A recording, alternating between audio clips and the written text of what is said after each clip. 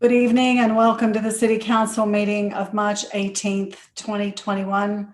Apologies for being a little late. It is 7:48 p.m. City Clerk, preamble, please.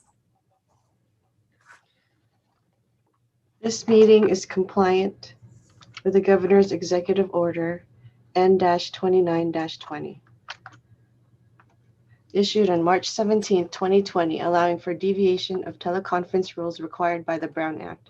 The purpose of this is to provide the safest environment for staff, council members, and the public while allowing for public participation. The public may address the council using exclusively remote public comment options. The council may take action on any item listed in the agenda. Public meeting videos. Members of the public may view the City Council meeting by logging into the Zoom webinar. City Council meetings can also be viewed live and/or on demand via the city's YouTube channel, youtube.com/Brisbane CA, or on Comcast Channel 27. Archive videos can be replayed on the city's website, brisbaneca.org/meetings. To address the council. The City Council meeting will be an exclusively virtual meeting.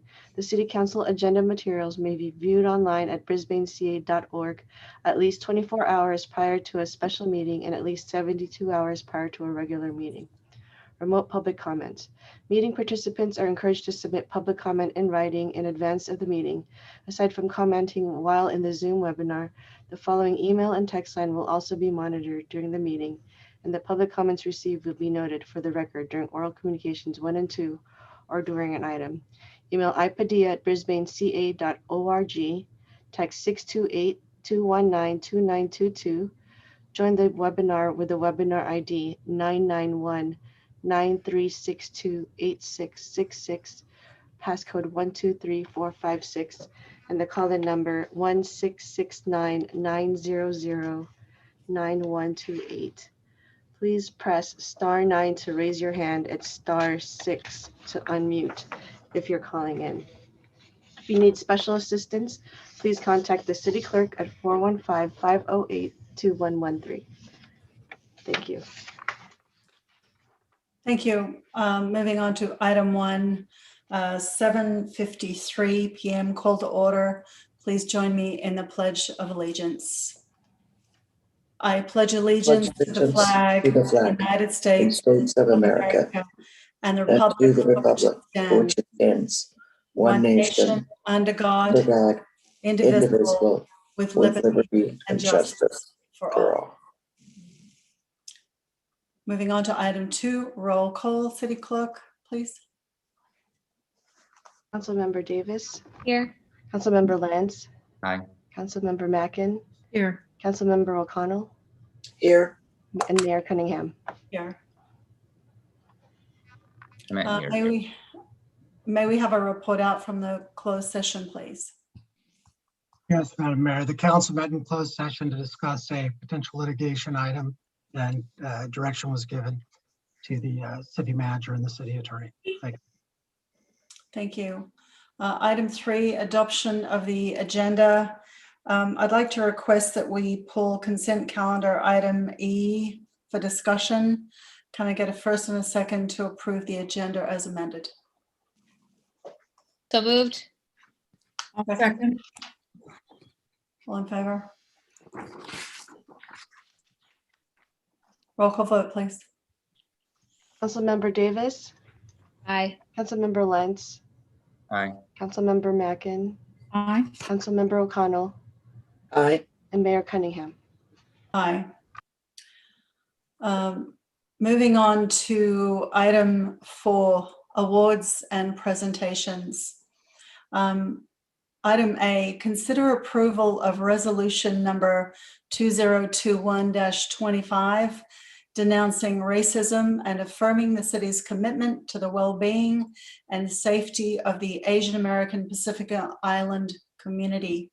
I will now read the resolution that is before you. Resolution number 2021-25, a resolution of the City of Brisbane City Council denouncing xenophobia, racism, and anti-Asian sentiment due to the fears of the COVID-19 pandemic and affirming the city's commitment to the well-being and safety of Asian American and Pacific Island communities. Whereas hate crimes, discrimination, and aggression against Asian Americans are on the rise throughout the country, as Asian American Pacific Island ethnic groups are being blamed for the COVID-19 outbreak. And whereas since the outbreak of the COVID-19 virus, according to the Centers for Disease Control and Prevention, 29,506,986 cases and 535,758 deaths have been reported in the United States as of March 12, 2021. And whereas scientists have confirmed that COVID-19 disease does not respect borders and is not caused by ethnicity, and whereas approximately 30% of the city of Brisbane's 4,692 residents are of Asian heritage, compared with 15.3% for the state of California. And whereas, as the COVID-19 virus has spread, Asian Americans and Pacific Islanders have reported experience offensive comments and actions related to their race, racial profiling, hate incidents, and in some cases, violence, hospitalization, and tragically, even death as a result of their assault.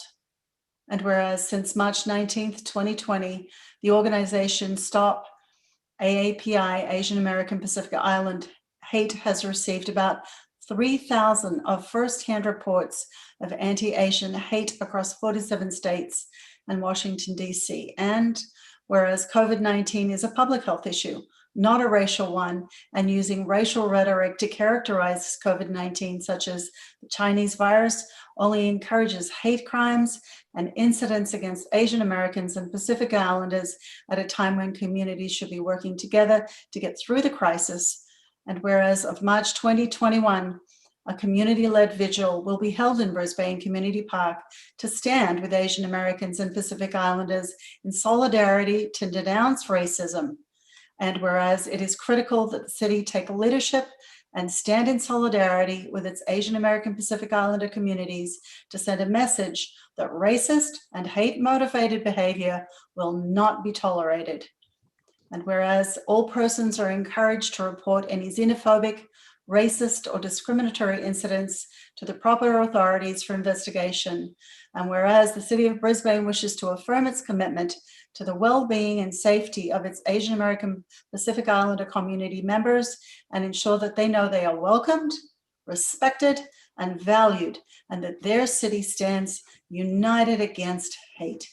Now, therefore, be it resolved that the City of Brisbane hereby denounces xenophobia, racism, and anti-Asian sentiment, and joins cities, counties, and states across the country and affirming its commitment to the safety and well-being of Asian Americans and Pacific Islanders and in combating hate crimes targeting them. And be it further resolved that the city will continue its efforts to protect and aid victims of hate acts related to COVID-19 in partnership with local nonprofits, community volunteers, and our law enforcement partners. Can I get a first and second to approve resolution 2021-25? I would make a motion to approve. Second. Thank you. Roll call vote, please. Councilmember Davis, Aye. Councilmember Lentz, Aye. Councilmember Mackin, Councilmember O'Connell, Aye. and Mayor Cunningham. Aye. I didn't hear Councilmember Mackin. Oh. It says you're not muted, Councilmember Mackin, but I don't hear your mic.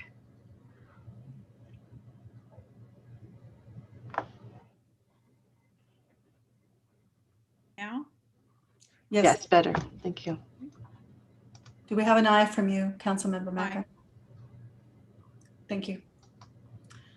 Thank you. Moving on to item 5, oral communications number 1. Are there any members of the public wishing to comment? Do we have any text, emails?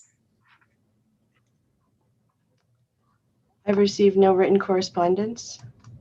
Let me check if there's any attendees wishing to speak. If people can kindly raise their hand by using the raise your hand function on Zoom.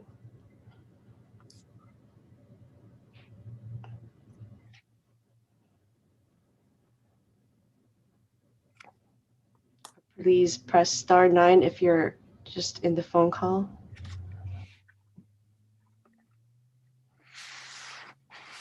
There are no members of the public wishing to speak, Madam Mayor. Thank you very much. Moving on to item 6, the consent calendar.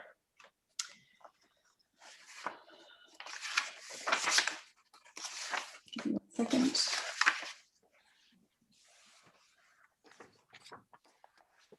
We have items B through F and G minus item E, which was pulled. Can I get a first and second to approve the consent calendar, items B, D, F, and G? Roll call vote. Sorry. I would make a motion to approve item B, C, D, F, and G. Second. Thank you. Roll call vote, please. Councilmember Davis, Aye. Councilmember Lentz, Aye. Councilmember Mackin, Aye. Councilmember O'Connell, Aye. and Mayor Cunningham. Aye. Moving on to item E, accept Complete Streets Safety Committee 2020 work plan. Any council questions, comments? You pulled this item, Karen, so did you have a reason to pull that? I actually did not pull this item. It was pulled by staff, I believe. This was the item, Madam Mayor, in which we wanted to add that one blind corner. I think it was San Benito and Glen Parkway. yes, thank you. Okay, I'm sorry, I must have missed the memo that we'd actually added that to this. But just for council knowledge, if you pull up heading south on San Benito to Glen Parkway and you want to make a left, actually, or a right onto Glen Parkway, we have the legally distanced no parking area. But if there's a large van, I mean legally parked large van, like a dog grooming or car washing van, business van that is allowed to park on the streets, if they are parked either on the downside or the upside on Glen Parkway, and you pull up to San Benito to make a left or a right, if either of those vehicles are in that position, you do not have any line of sight all the way down to San Bruno on the left or all the way up to San Benito on the right. And I travel that because of my rental property on a daily basis. And that has become quite a problem from a safety perspective for me. So I wanted to talk about that. So you wanted to allow the Complete Streets to look at a resolution to that issue? Yeah, to have a look at that and maybe come up with no vans within 25 feet of the corner on either side, whatever that might end up being. But if you travel that street, it could be potentially very dangerous, especially when the kids are coming back to school. So yeah, that came to my attention. I think it's a good idea. You want to add that to number 4 and just make that intersection one of these specific intersections? That was my request to Clay, and I obviously missed the memo that we were going to add that in here, but yes, that would be my preference if we could. I have no problem with that, and with that, I would accept the Complete Streets Safety Committee 2021 work plan. Thank you. Second. Okay, roll call vote, please. Thank you very much. Councilmember Davis, Aye. Councilmember Lentz, Aye. Councilmember Mackin. Again, Councilmember Mackin, Aye. Councilmember O'Connell, Aye. and Mayor Cunningham. Aye. Thank you. Colleen, your mic is very low. Yeah. Turn up your volume or something. Okay, thank you very much. Moving on to item 7, new business. Item H, consider introduction of ordinance number 660 for disposable foodware. The purpose of introducing Ordinance 660 will ultimately allow the County of San Mateo to perform education and enforcement services on the use of disposable food serviceware in the City of Brisbane. Staff report, please. One moment, please let me share my screen here. Thank you, Adrian.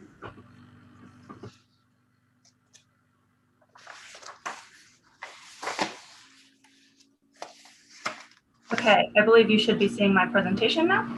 Yes. Wonderful.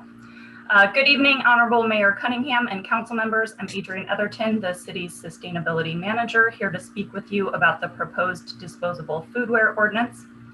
Before I get started, I want to give a shout out to Unsu Lim from the County Office of Sustainability, who is with us this evening, for spearheading this regional effort and providing the majority of content in these slides. And I also wanted to start out with this image from our 2018 Coastal Cleanup Day to mention how significant of a problem disposable food serviceware and really our throwaway culture is on our environment locally and of course globally. In our current society, many disposable food serviceware items are used for just a few minutes before becoming waste, often ending up as litter on our streets. Bay Area litter studies have found that food and beverage packaging comprises the majority of street litter, about half of which comes from fast food and takeout food establishments, a significant amount of which is plastic. This litter can enter our drains to pollute our waterways, bay, ocean, and beaches. And these plastics don't break down into their original components, but rather just become smaller and smaller pieces of plastics, referred to as microplastics. These microplastics are now being found in the food that we eat, the air that we breathe, our water, and even in us. In addition to the environmental impact plastics have on the natural environment, more recent instability in the international plastic recycling market has led some county waste haulers to temporarily landfill plastics number 3 through 7 as they work with local governments, the state, and other partners to develop long-term sustainable plan to address this challenge. Given these concerns, the county brought forward the disposable food serviceware ordinance, which they adopted last February and which we are asking you to consider today. Disposable food serviceware are those items intended to be used just once, some examples of which are shown in the picture on the slide. The objectives of the ordinance are threefold: to reduce the waste that's generated and sent to the landfill at its source, improve the health and safety of community members, and to keep our waterways clean and safe, helping to meet our municipal regional stormwater permit requirement, which requires that by July 2022, we ensure that trash and litter are not ending up in our stormwater. So who will be impacted by the ordinance? Food facilities, which is described as any entity that provides prepared food for public consumption. Prepared food being that which undergoes some kind of kitchen preparation, whether it's cooking, heating, blending, mixing, portioning. The rule of thumb is if an entity needs a health permit with the county's environmental health services to operate, then it's an automatic trigger for them to comply. Examples include, of course, restaurants, as well as food trucks, private schools, catering operations, farmers market vendors, etc. The county's ordinance applies only in unincorporated areas, which you can see here in the green, but the goal is for it to be a uniform countywide effort similar to the plastic bag and polystyrene bans before it. Currently, to my knowledge, 7 other cities, which you see listed on the screen, have adopted the ordinance in the last year, and the county will lead the education and enforcement efforts within those jurisdictions that adopt the county ordinance. In terms of what will be impacted, those items include accessories such as straws, stirrers, cup plugs, condiment packets, utensils, napkins, etc., that usually accompany food and beverages that we consume, as well as the larger items such as plates, bowls, cups, food trays, clamshells, boxes, and other containers in which we typically get our takeout foods. For those items that I just mentioned, they will not be allowed to be plastic. That includes traditional plastics, those plastics made from fossil fuels that we have been using for decades, as well as the newer compostable plastics. These compostable plastics are supposed to be the greener alternatives that break down into usable compost. However, they look and feel just like traditional plastics, so it's very hard to distinguish them from the other, and many folks are confused about how to sort them. That results in them getting thrown into the blue recycling bin often, contaminating the recycling stream, which then gets sent to the landfill. They also don't always break down into reusable compost, so the residuals have to be screened out and sent to landfill. And similar to traditional plastics, if they end up in our environment, they will not break down into compost, but rather just into those smaller and smaller pieces. Thus, we are shifting away from plastics altogether. So if plastics aren't allowed, what do we use? The acceptable items will be made from natural fibers such as paper and bamboo, which you'll notice are easily distinguishable from their plastic counterparts. These items, like the soup bowl that you see here in the middle, will be allowed to be lined in compostable plastic for safety reasons so that they don't break apart when you put liquids into them, for instance, like hot soup. However, they will need to also be free of toxic fluorinated chemicals, these larger items like the soup bowl and clamshell. Those fluorinated chemicals are used to make them water and grease proof. However, there are studies that state that fluorinated chemicals are dangerous to our health and can cause different types of cancer. So in order to ensure that items are compostable and free of fluorinated chemicals, we turn to the Biodegradable Products Institute, or BPI, certification program, which verifies that fluorinated chemicals are not intentionally added and that they will break down into compost in an industrial composting facility. The County Office of Sustainability will have a list of approved disposable food serviceware sources and references. The final provision is to eliminate unnecessary accessories such as straws, napkins, condiments, and utensils that we probably all have collections of now at this point in the pandemic. These accessories should be provided only when requested by the consumer, upon acceptance of offer by the food facility, or at self-serve stations. So the county ordinance was originally planned to go into effect actually next week, but they have recently pushed that deadline back a year because of COVID's impacts on food facilities. That's also why you didn't hear from us about a year ago. The county is encouraging cities to align with the new date, and we felt it would be good to provide local businesses that roughly 1 year lead time before the ordinance goes into effect. In order to address some of the short-term usage of accessories, the county is launching a volunteer outreach program, training individuals and providing materials for them to encourage food businesses to adopt the accessories on request provision voluntarily early. And we think this will help cut down on some of the excess waste we're seeing right now with so much takeout going on, and also help provide some savings for businesses that can help offset some of the marginally higher costs for compostable foodware items. As I mentioned, the county will be taking on education and enforcement of this ordinance, the MOU for which was in your packet. It's important to note that when the county adopted this ordinance, they did so by repealing and replacing the polystyrene ban, which we have also adopted. So at this time, it is no longer being enforced. And if we were not to move forward with this ordinance, we would need to enforce that polystyrene ban ourselves.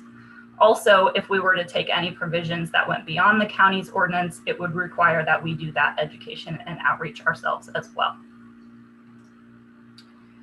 So we did some local outreach in summer 2019, knowing that this was in the works. That was performed by our summer intern, Tessa Gresdo, along with myself and Karen Kinzer. You can see here the restaurants which we visited. And the feedback we received was overwhelmingly positive. Most food businesses were ready to make the transition, if not already compliant. They had a few concerns about specific items, which we relayed to the county, and the majority of which were addressed, such as the linings for hot soup containers and the lids for containers being allowed to be plastic, provided it's either recyclable or compostable at the local waste facility, which allows for things like clear lids so you can see the sushi you're about to purchase, for instance.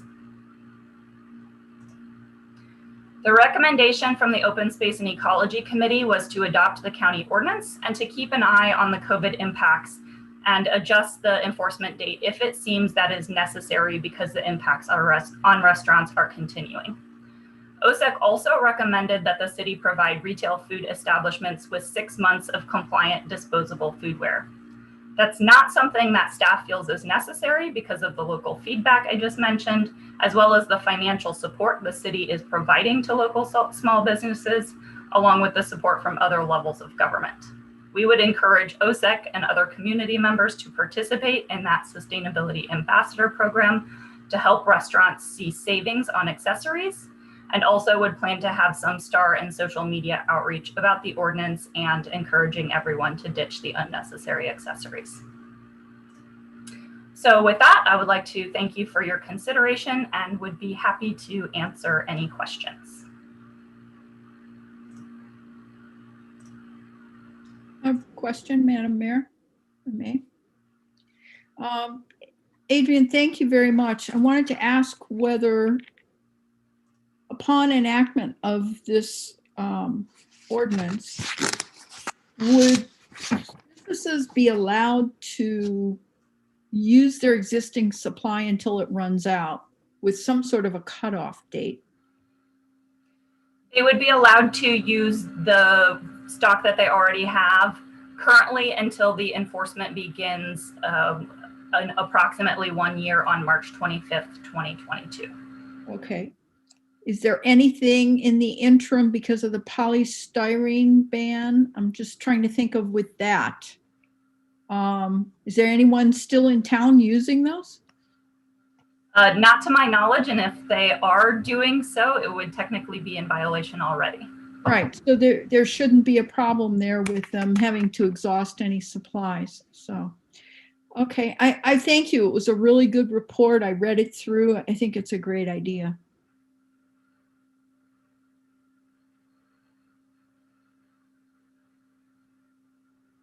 I have a question, Madam Mayor. Hi, Adrian. Thank you for the presentation. It was great. And all the work that you do, and as well as you, Karen, and, working with OSEC. I'm glad you talked about the confusion of the bioplastics and the plastics. I mean, it's difficult. You get this bioplastic container and you think, okay, this is a good thing, but then where does it go? And so, you mentioned the all fiber type containers.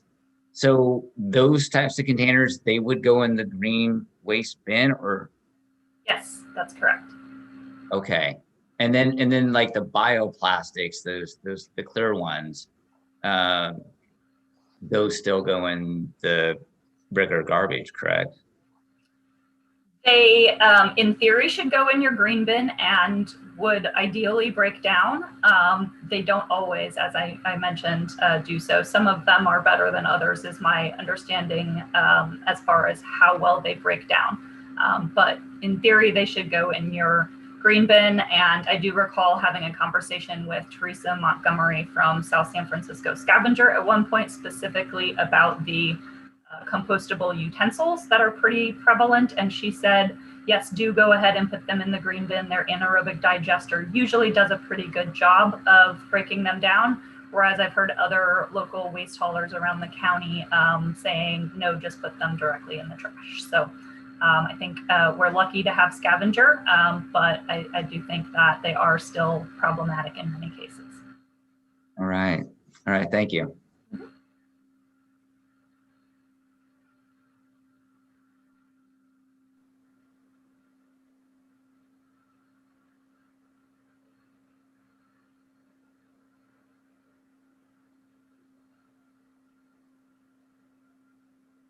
You're muted, Madam Mayor, Karen. you're muted.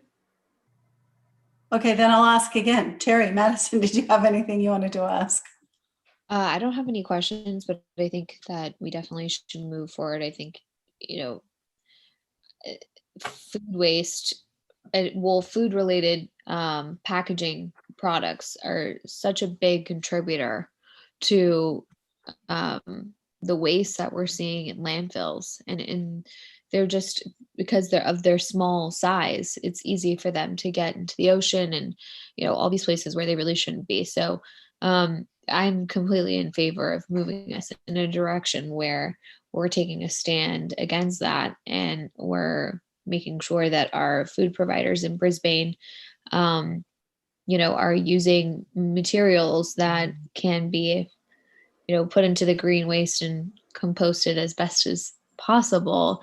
It would be great if, there are people who maybe don't know where they can get certain materials. Maybe we can have like an informational guide about wholesalers of or providers of great, compostable food containers that they might not be aware of.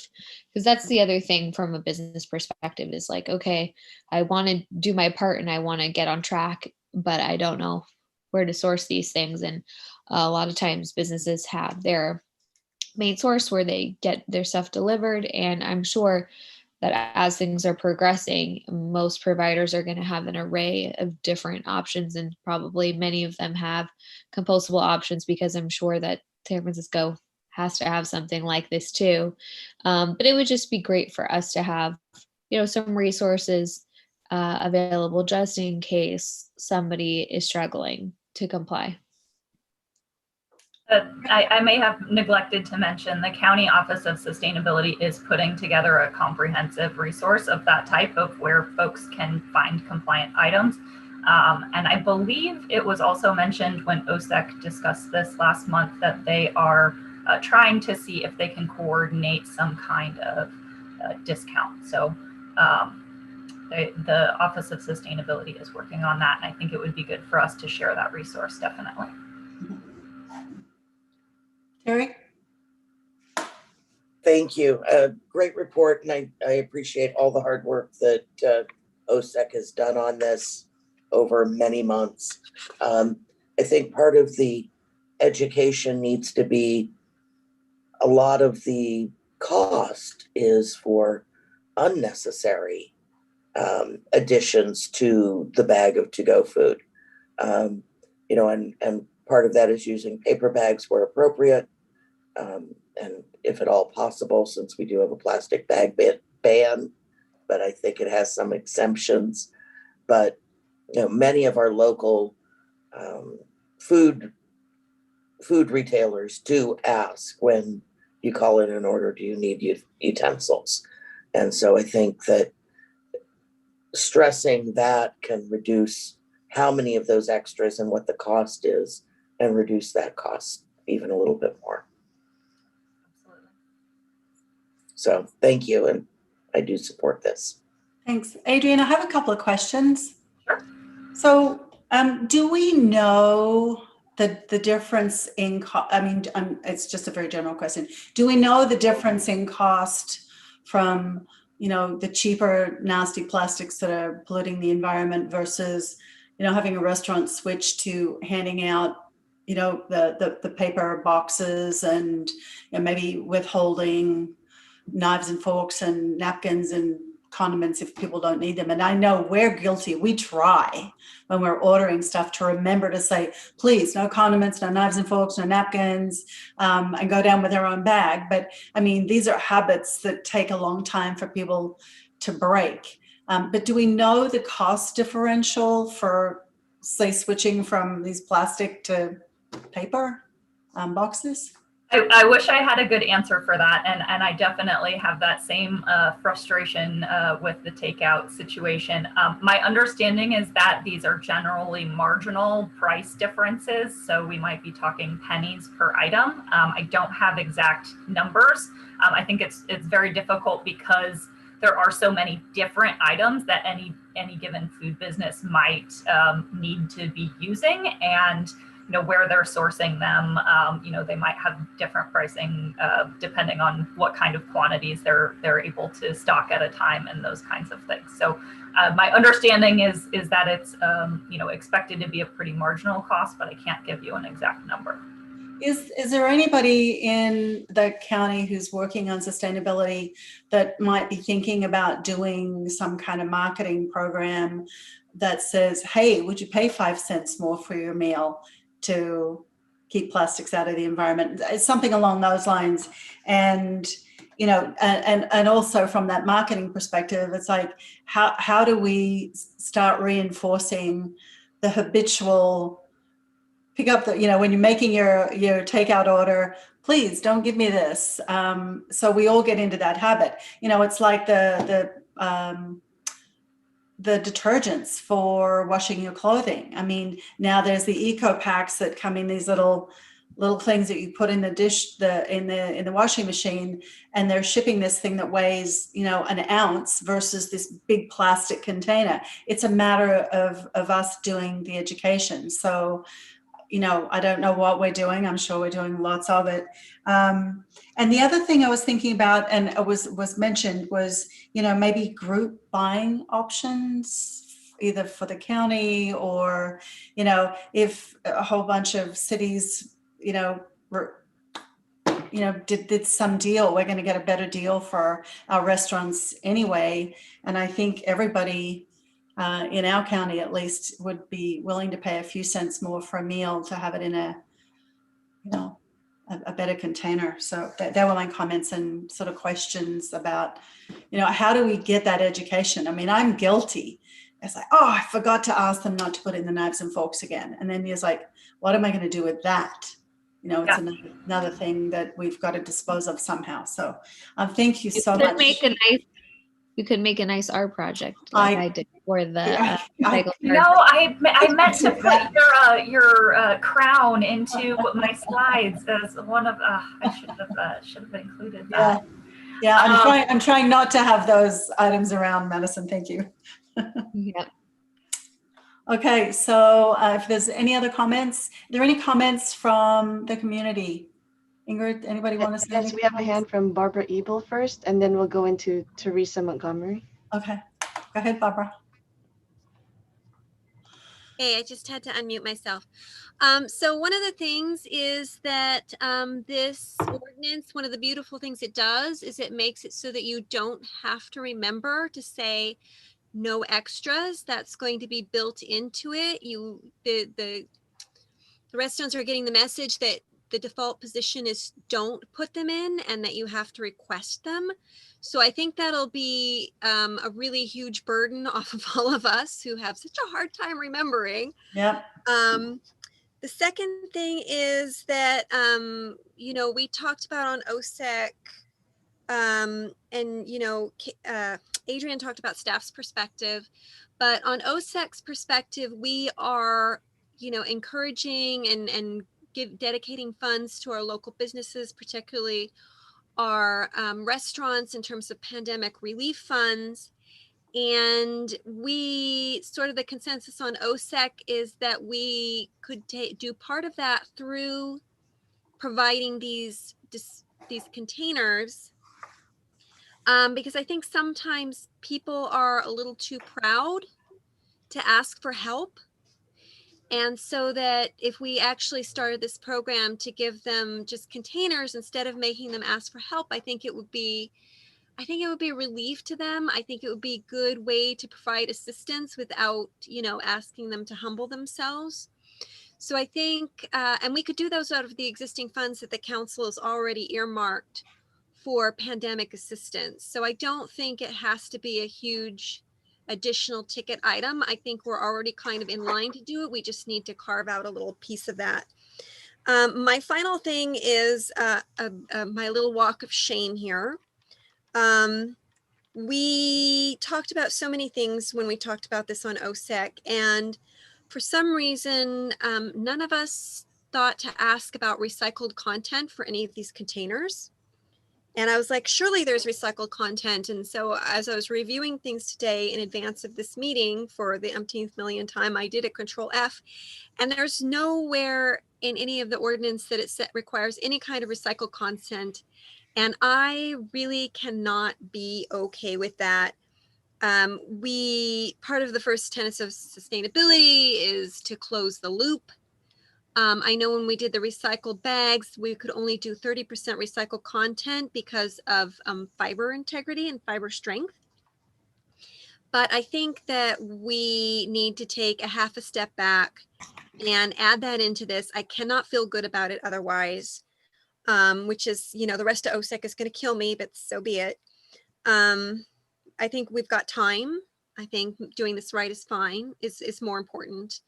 So I would actually ask council not to approve it tonight and to kick it back to us and see if give me a chance to see if the rest of OSEC feels the same. And maybe if they don't, maybe we just go on next month. But those are the 3 points I wanted to make, and I thank you for your time. Okay. Ingrid, you said there was another comment? Yes, we have Teresa Montgomery, and then we'll also have Michelle Salmon after that. Okay. Teresa, Good go eve- ahead. Okay, great. Good evening, everyone. Thank you for doing this. I'm super excited. When Ensu from the county first started working on this, seems like it was a couple of years ago, I was very happy to be part of the initial conversations and to give input as one of the North County hauling companies, and at the time, the only company that was doing anaerobic digestion. As Adrian said, we can continue to allow some of these compostable plastics, but I'm going to be excited to see far fewer of them. They don't harm our digestion process, but most of the time they actually do not break down in there, and they don't create any gas. They come out at the end of the digestion process most of the time still looking whole. And then they go to a composting facility and they may or may not break down there. And if they don't, they're typically screened out and sent to the landfill. So it's a very expensive way to process something that's going to end up in the landfill anyway. It's not always true. Sometimes things do break down, but it's often true. So I just wanted to add that I really appreciate how much work was put into this early on. How much of our input was incorporated into this, and I really wholeheartedly support it. Also, Barbara's comment about having post-consumer content, I think that is a good one. But I do think that you'll find that most of these products that are BPI certified do have a considerable amount of recycled content. So it's not a bad idea to add that in or take a look at it. But the products that Ensu has in that in her photos that Adrian picked up, they're all very earth friendly, and I think that they will work out just fine. And if there's any other questions, oh, I know there was one last thing I wanted to say. There is a group that you may hear about called Circular SMC. They may have some market research to share. And also they're working on some pilots around the county where you have reusable to-go containers. And they're trying to figure out in which communities those might work and how much people would be willing to spend in terms of money and effort to adopt reusables. So there's a lot of really great ideas being worked on, and it's a very exciting time to be involved. So thank you. Thank you. So any other comments from the public, Ingrid? Yes, we have Michelle. Oh, Michelle, that's right. Michelle Salmon, and then we also have Barbara Ebel and Yoon So Lim. Okay, go ahead, Michelle.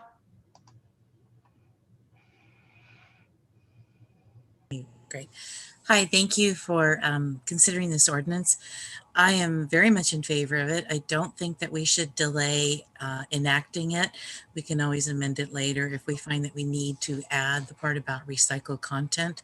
I'm concerned that that will add a level of complexity because some items, say for instance, bamboo forks, you really wouldn't be using any recycled content in those because they need to have the, bamboo for the tensile strength.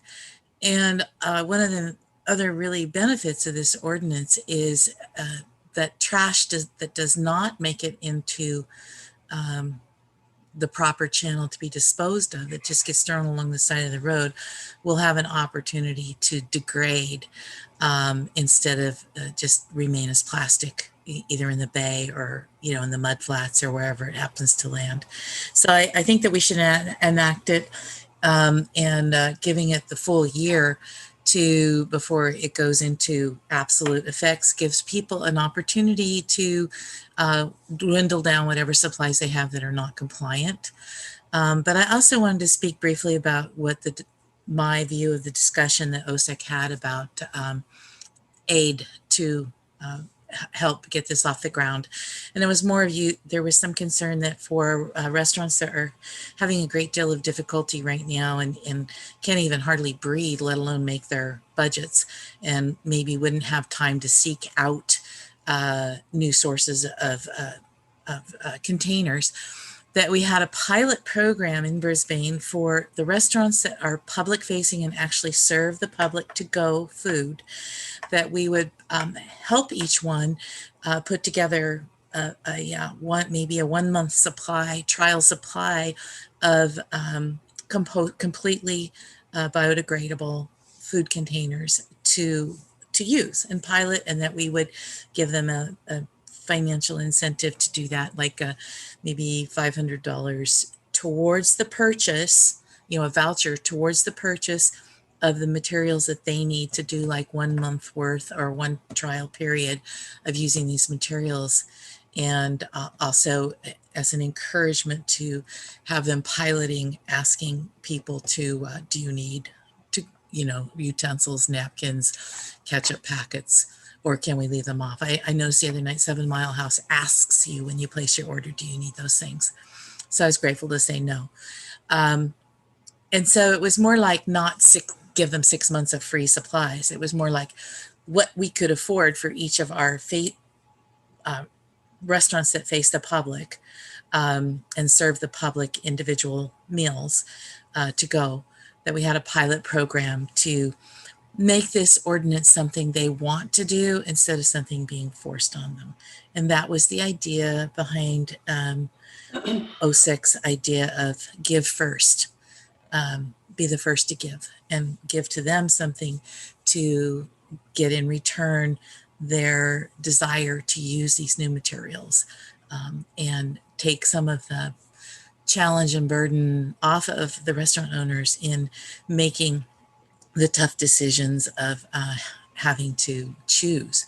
And so basically have an emissary or ambassador who goes to each of those restaurants in Brisbane that serve the public individual meals. I'm not talking about, mass meals or buy right or any of those. I'm talking about like, BLT, 7 Mile House, Melissa's, Nana's, Lucky House, those restaurants that serve the public, and offering them an opportunity for a group purchase and to try out these different materials in their daily thing before they make a big investment in getting a container that may not work for them or for what they serve. And that was the idea. So I really hope that you pass this tonight. We can always make an addendum to it if we need to specify post-consumer recycled content in items that are in the BPAI portfolio of paper goods. But I don't think we should delay any longer. We need to move forward. So thank you so much for your consideration of this ordinance. And Adrian and Ms. Lim, thank you so much for all of your work on the sustainability aspects of this ordinance. And I hope every city in the county adopts it one way or another. Thank you. So Ingrid, you said Ingsu was waiting? We also have another a hand up previous to Ms. Lim, Barbara Ebel. Okay, let's go with the people who haven't spoken first. Okay, Ms. Lim.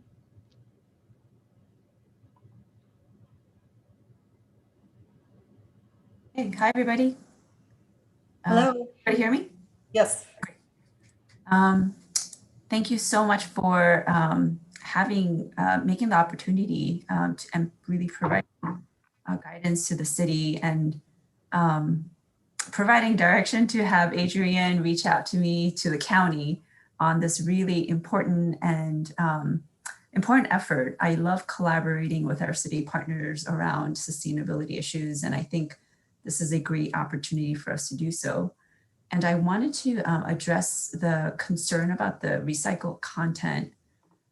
So a lot of the compliant items that we are researching and we are finding, they're actually, a lot of them are made from non-paper non-paper, non-tree items. For instance, a lot of them are made from renewable sources, especially like sugarcane, wheat stalk, and bamboo fibers. So these are the more common materials that are being used to manufacture a lot of the, for instance, takeout containers like clamshells, for instance.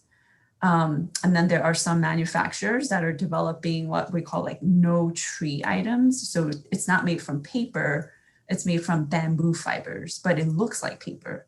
So there's a lot of innovation that's going on. And of course, we're going to be including those quote unquote more sustainable manufacturers and their products into the informational guide that Adrian mentioned previously. So we're doing a lot of research. We hired a consultant team to do this research for us. And they're also, so we just started communicating with the manufacturers as well as distributors, and we're trying to negotiate discounts from them as well. And so far, we've gotten some bites, really good interest from the manufacturers as well as distributors, which is really exciting. And so we're going to be including all of that, including discount codes that food facilities can use to get discounts when they purchase these items from the manufacturer and or the distributor.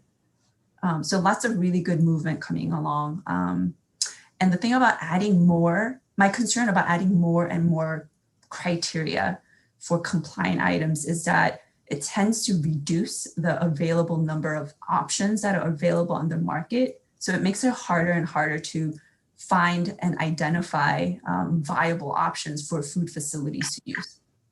So, and that's a big concern, one of the big concerns that a lot of the food facilities have raised to us, which is, hey, are there available items that will be compliant on the market? And so we have to kind of take that into consideration too. So it's a balancing act. I wish we could add all sorts of criteria on the list. But in reality, it's just really hard to find those magical foodware items out there that meet all the green sustainable criteria that we'd want on our wish list. Thank you. So, and I'm available, definitely happy to answer any questions that you may have. Thank you very much. Okay, Ingrid, Barbara's next. Yes. Okay, Barbara. Hey, am I up? Yes. Okay.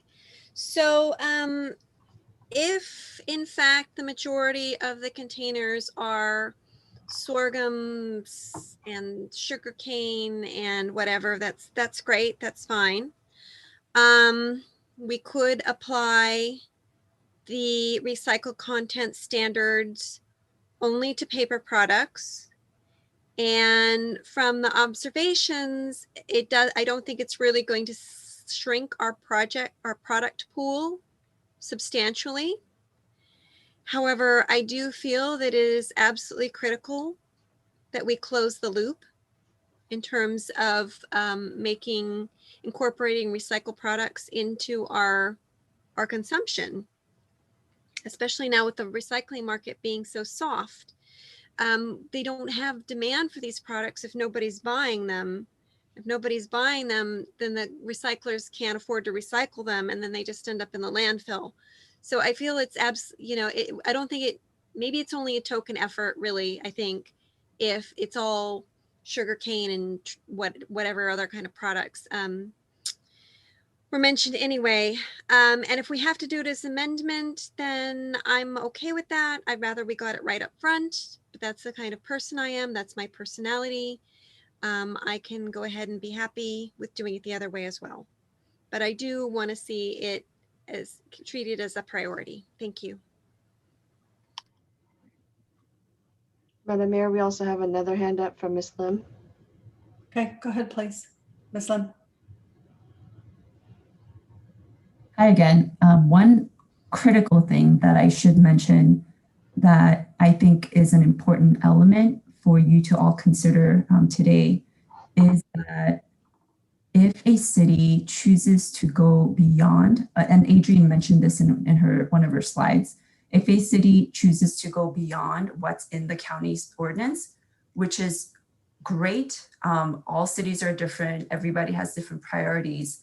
But if a city does choose to add additional provisions that are more aggressive, then the county, unfortunately, will not be able to conduct education and enforcement for that specific provision that goes beyond the county's ordinance.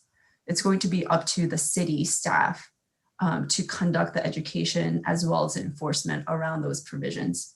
So I would consider, yes, I love the idea of including recycled content into the items, but I consider that going beyond the county's ordinance. So just I just want to kind of put that on the table for you to consider, because it is an element that you should all consider as part of this, the presentation today. Thank you. Did you have any further comments, Ms. Lim? No, that's it. Thank you. Okay, thanks so much. Ingrid? There are no other hands up, Madam Mayor, and I have no written comments or communication. I'd like to make a motion. If we're ready. Right. Unless we have comments from More discussion.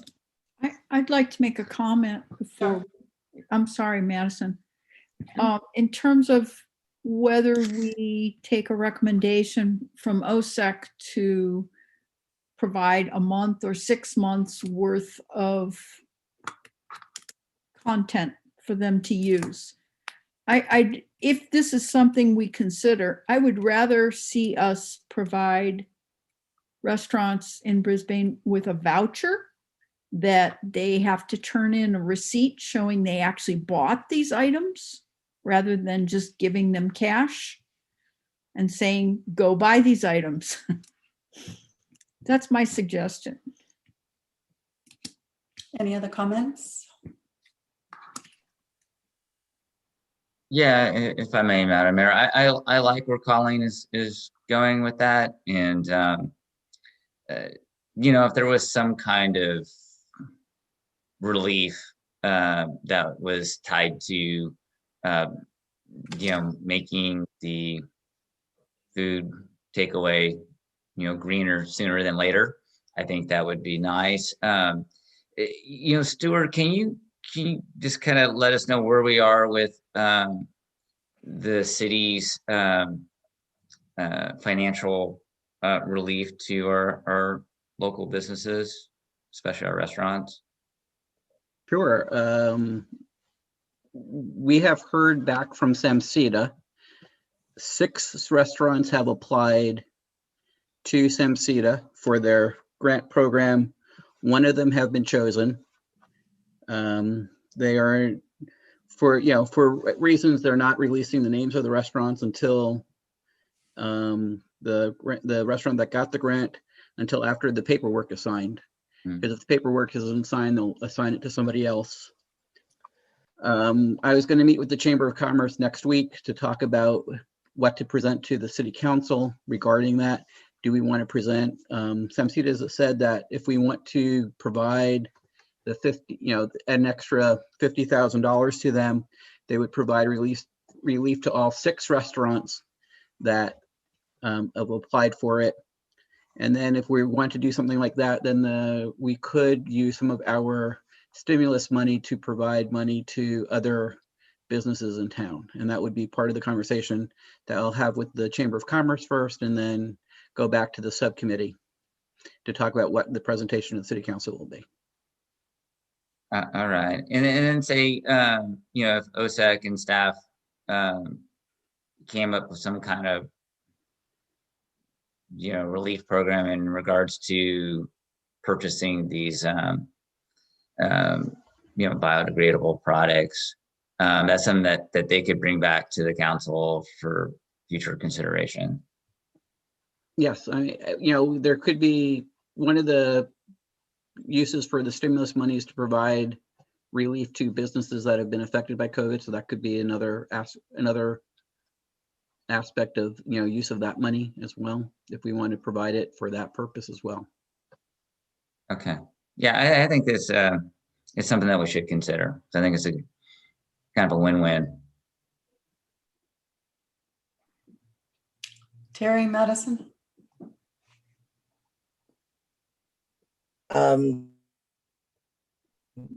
Thank you. I think that it's really important that we stay within the county guidelines so that they do the outreach and the enforcement. If we decide to go further, that's something for another meeting.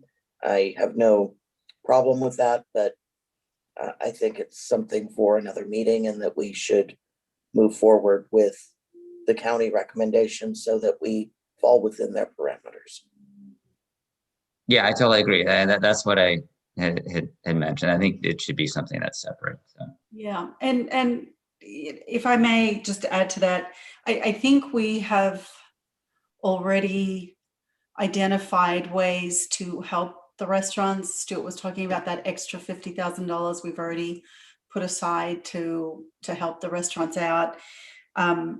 As much as I love the idea of helping as many businesses as possible, please just remember that, you know, who's going to staff this whole new idea? So if we've got other ways we want to help our businesses moving forward, I agree, we can come back and talk about it at a separate time and just move forward, as Terry said, with the county. So county's recommendations, and based on if we're pulling other products into the mix, they can't support that as well, as Ms. Lim just said. So if anybody would like to make a motion to move forward with ordinance number 660 for disposable foodware.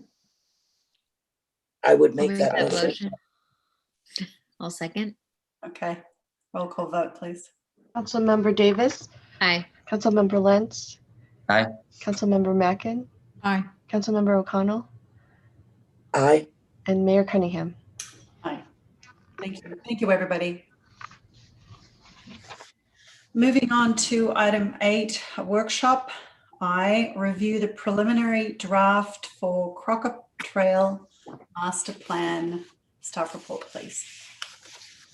Good evening, Honorable Mayor and Council members. Last year, the city issued an RFP for the master planning of the Crocker Trail and awarded the contract to RRM Design Group.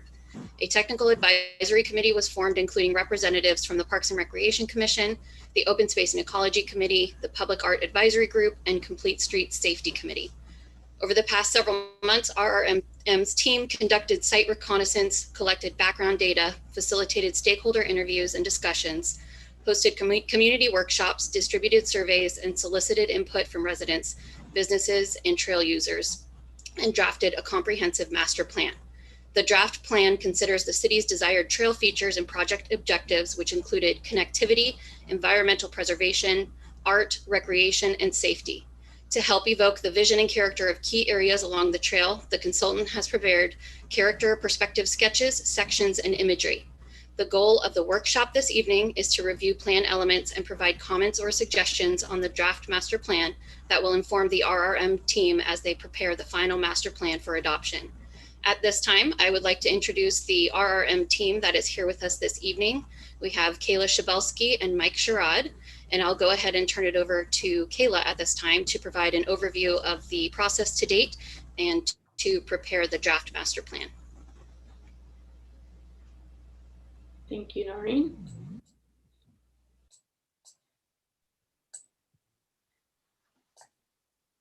All right. Thank you, Honorable Mayor Cunningham and council members, for the opportunity to share this draft master plan update with you, and also for the community members here and all of the technical advisory committee that has been involved to date.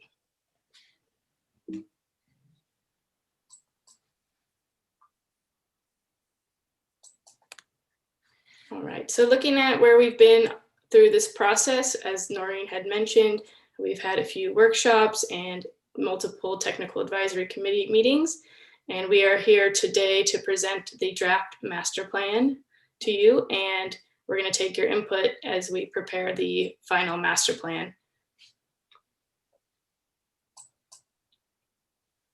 So looking back a little bit of a summary on the input that we've received to date. As mentioned, we had stakeholder meetings with the Complete Streets and Safety Committee, OSEC, Park and Rec, Art Public Advisory Committee, and San Bruno Mountain Watch. There was also local business engagement surveys that went out. It was advertised through the Chamber of Commerce, in the Star. Public meetings were advertised along the trail as well. And we had a really lively community engagement, even considering that we are in the middle of a pandemic, but we're very pleased with the engagement that we've received to date. The first community meeting was really focused on what are your goals and visions for the trail? How do you currently use it? What do you see could be improved? We had a lot of participation, and we also provided the surveys were left open following the meetings, and everything has been posted to the project website. And then the second community meeting, we reached out to community members based on what they had provided, looking at what kind of character do you look for in the trail, and starting to put together images of what they're envisioning. So now looking at the draft master plan, what we have here, so it's visible in a presentation format. You can see these icons throughout the corridor that represent different features and amenities within the corridor. Based on what we've heard from the city, from the stakeholders and the community, it may look like a lot at first, but these are relatively large icons compared to the size of the space. And we're gonna go through these and break them apart into layers. As we go through this today, I'm gonna go through a plan and then show you some imagery that reflects some of those amenities, just for the sake of time. So looking first at active areas within the corridor, looking at opportunities that were, one moment please, I gotta move up my Zoom. Trying to move your faces on my screen. I'm not sure that I can. Looking at the active areas within the corridor and listening to the community, there was a desire for exercise stations, nature play, also the idea of some skills training. And I'm going to show you what some of these may begin to look like. So looking here, this is an example of a fitness station. And acknowledging that within this trail corridor, it used to be a rail bed that the city owns throughout the corridor. About half of it is 20 feet. So it is a constrained area, and utilizing that space, we're looking at opportunities where the trail can coexist with other amenities and making them multi-use spaces. So what you see here is a sketch of what a fitness station may look like. So you have the trail coming along, and then you have the feature within it, next to it, and looking at opportunities where the fitness area also has maybe a little seat wall that wraps around, so it can provide both of those uses in one area. One of the feedback that we received was that everybody loves the natural feel of the trail, and they don't want it to be overpopulated. So it's looking at ways that we can provide opportunities and not produce, over design and provide a lot of infrastructure out there. And what you see at the bottom for examples was the result of the survey from the community. There was a desire to have both kinetic and static equipment out there. One of the other items that had a lot of traction was the idea of having bike features for children. So these could be what you see here as called skills training. So just like the fitness, you could have something off to the side. It could even be a balance beam that somebody could go on their bike, or children walking in the corridor can walk along it. Adults could use it as well. Next, looking at what we are calling contemplative rest areas.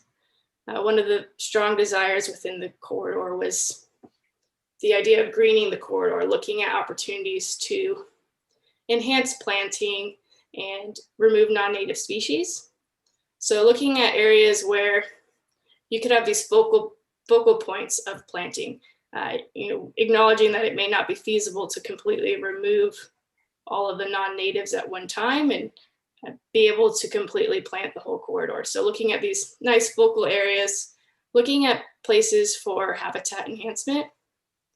A nice example of that would be the area here that you see in the sketch near Cypress Lane, where the chorus frogs are currently being enjoyed. So in this area, it came up through the biological constraints assessment that this is a potential seasonal wetland. So looking at opportunities to provide self-mitigating design, maybe this is a good location that the trail actually gets raised up on a boardwalk, so you can maintain the native drainage patterns and you don't have any impacts on those potential wetlands. And you have the opportunity too to provide pollinator gardens. On the plan view, we were identifying another good opportunity would be over along Quarry Road, right next to the existing community garden. If you had a pollinator garden, then you'd be promoting pollination for your local community's garden by having additional plants there, and you could have educational signage.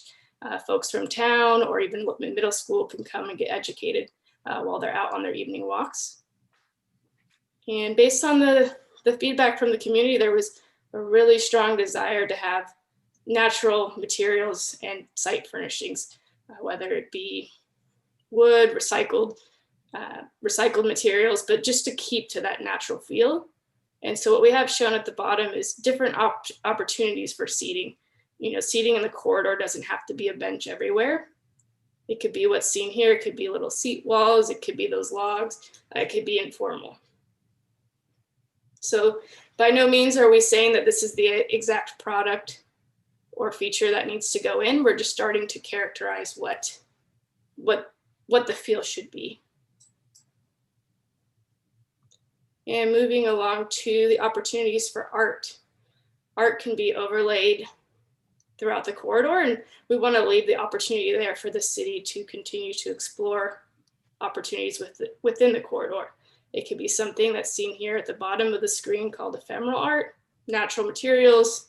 It could be pop-up, temporary.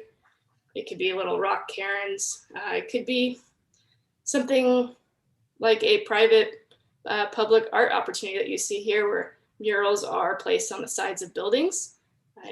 Through the city's outreach with local businesses, they've identified which businesses would like to be contacted at a later date to explore those further. And then there's other arts that are just temporary, like performing arts that could happen in gathering spaces, moving on to more permanent arts. And one of the big items that came up that was discussed was making sure that you feel safe when you're on the trail. That is from both accessibility, safety, and wayfinding. So making sure that when somebody accesses the trail, they know where it leads, when the next exit will be. There was a strong desire for the trail to be lit. And also a desire to make sure that vehicles aren't getting on the trail, unauthorized vehicles. So you can see here at the bottom is an example of ways to keep to the natural feel, that barriers can be provided along some of those areas. You could provide boulders that have gaps so pedestrians could still get through, whether it's people on their lunch break that work for one of the local businesses, or you could put a more permanent barrier in between with the little low split rail fence to make sure that cars can't get through. You'll also see here on the signage, the approved signage from the bicycle and pedestrian master plan. And looking at opportunities for signage that will help educate folks when they enter the trail, how to share the space, who yields to who, and make sure visitors are all respecting each other, including mile markers so everybody knows when they're going along, including larger mile markers so it's visible, so they know where they are. And then along the lines of safety, rather than having the push button emergency calls, another suggestion that we heard was the idea of having numbers painted on the backside of buildings that could be coordinated with emergency services. So when they call dispatch, they could state where they are located on the trail.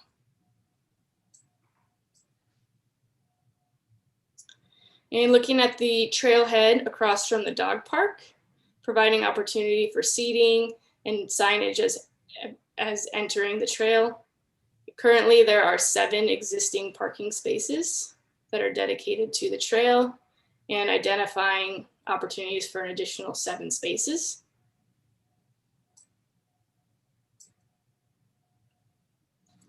And moving along to the crossing safety enhancements. So we had a traffic engineer prepare a memo to explore the different crossings. The crossing that warranted the most enhancements would be at South Hill Drive. The recommendation would be to move the existing crossing further to the south, in line with where the current trail crosses the roadway, and reducing the roadway width. These have been explored and coordinated back and forth between our design team, the traffic engineer, and Public Works. This crossing would include what's called Hawk signal, high intensity activated crosswalk, and it has lights that'll flicker from yellow to red to completely stop traffic to allow users to safely cross the roadway.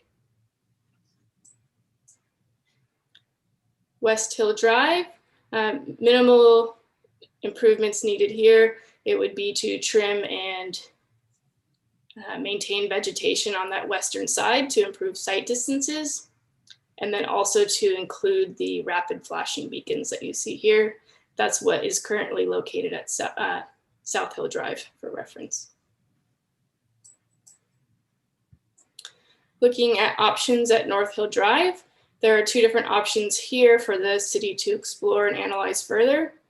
One would be to shift the crosswalk to the east, cross North Hill Drive, and then Monarch.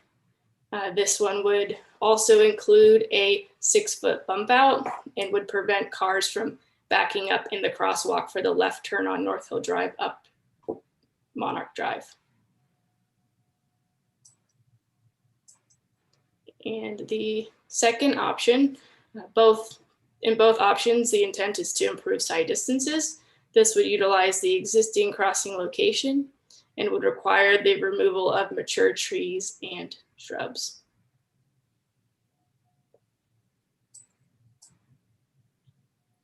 At Cypress Lane, in the back here, there is a facility that receives a lot of deliveries, and currently there is no signage there. So the improvement would be to include the pedestrian crossing signs and also maintain the vegetation so the signs are visible. At Valley Drive, the recommendation is to widen the existing corral, utilizing the same method that forces pedestrians and cyclists to turn and face oncoming traffic, and make those pedestrian crossing signs double-sided. The city may elect in the future to also include those rapid flashing beacons if it warrants additional safety measures.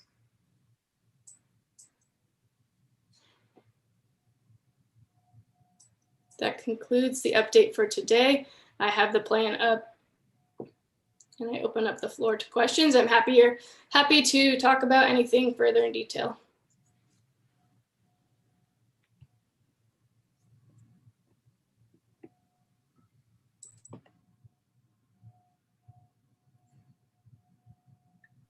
I'm muted again. Any questions from City Council? And I can't see hands raised. I'm sorry. I'm still looking at the presentation. So Yeah. pick up.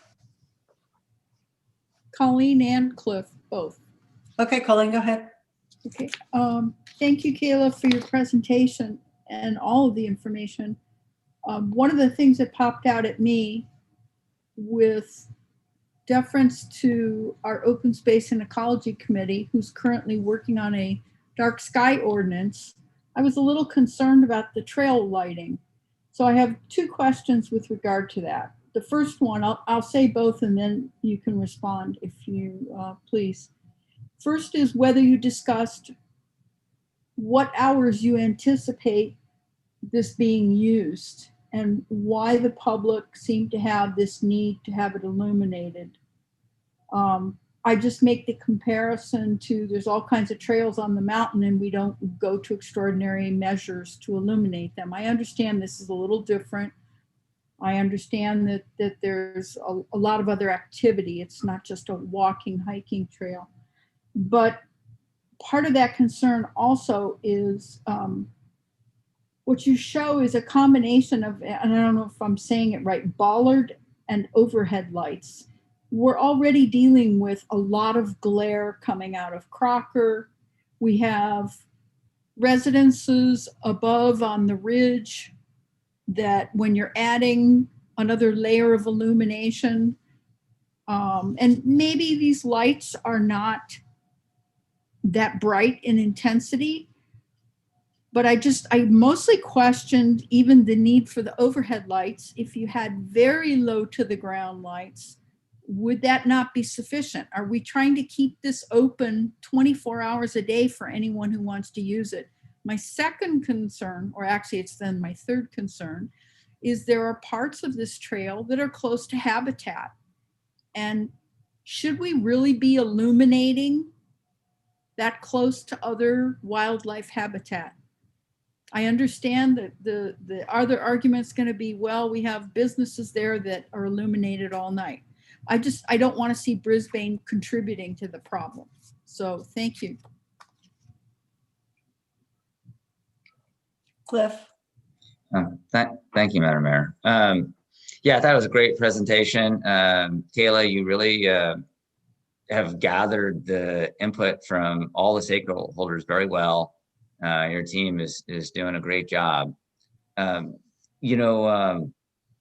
It's really nice to see how, so many people participating, especially during a pandemic. So those are awesome numbers.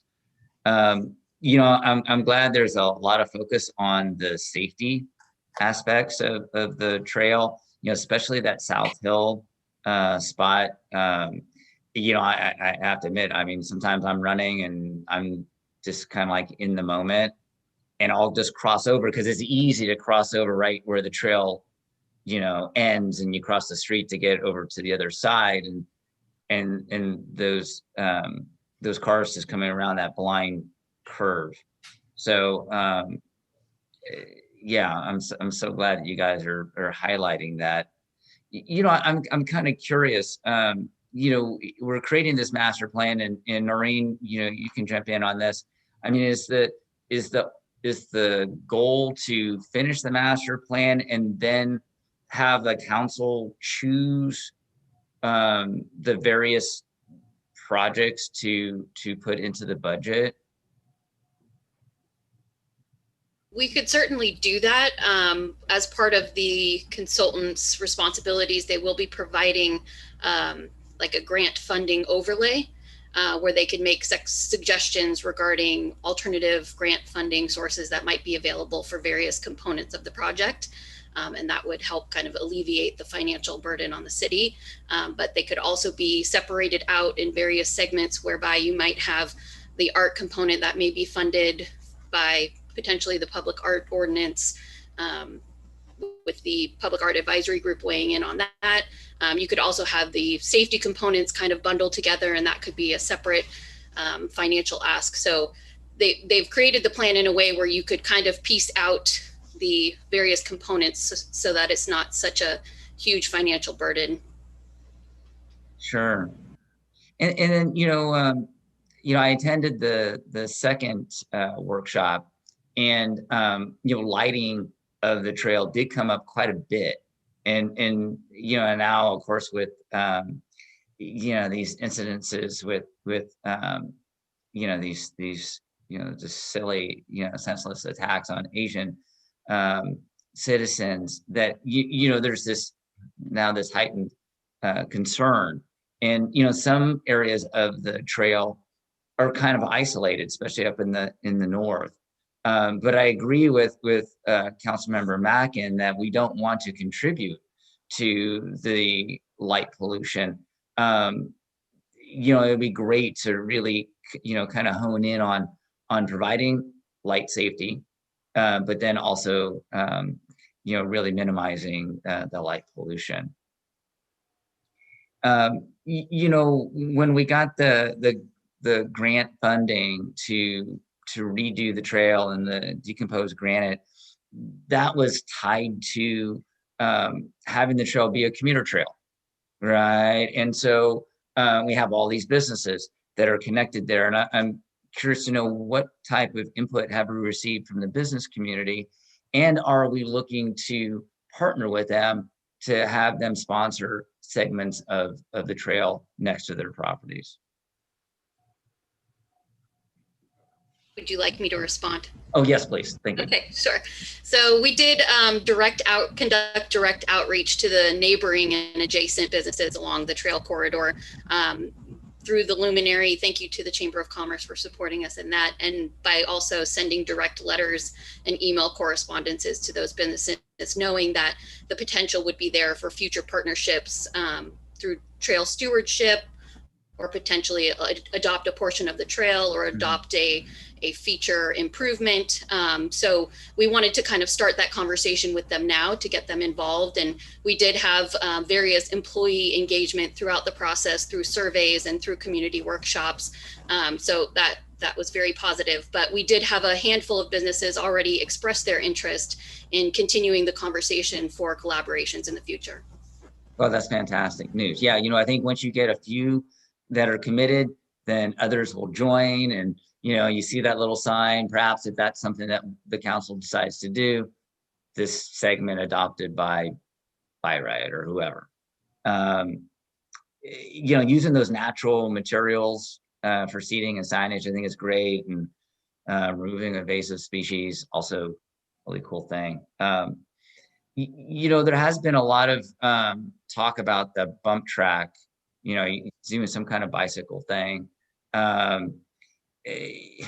was in McLaren Park last month. I was on a bike ride, and I came upon this McLaren bike park, which I had never seen before, but it was so cool. It was, this really neat little motocross thing, and kids, that were like 3 were using it, and adults were using it, and it was just kind of a cool thing. And so how does an idea like that, I know it's been getting a lot of traction in town, how does something like that move forward to be considered? I can comment on that. So we were looking at our opportunities within the corridor, and I know that it was identified in the back of the site where the existing dog training facility is. We have explored different opportunities within that space. And if we were to put in a bike park, it begins to trigger additional amenities and requirements like additional parking and the accessible route and the potential need for a restroom. So it starts to trigger additional features. So we were recommending that including some of those skills features throughout the existing trail corridor would be a better fit for the space that the city owns. Okay. All right. Thank you for your feedback. Terry, Madison? Hi, thank you for the presentation. I think it all looks really lovely. I have concerns about overly crosswalking, and it's not due to safety, but more on what people will use and wait to use. When, we put in a school safety crossing in town, and it seems to have caused more issues than it's solved. So the low lighting and the less mature trees cut down, the better, in my opinion. But I think that's all up for grabs as we finish design and implementation of this. So thank you so much. Madison? Well, I was really impressed with some of the sample images that you showed. I particularly like the benches. So often I hate benches. I feel like, commercially produced benches are just so ugly.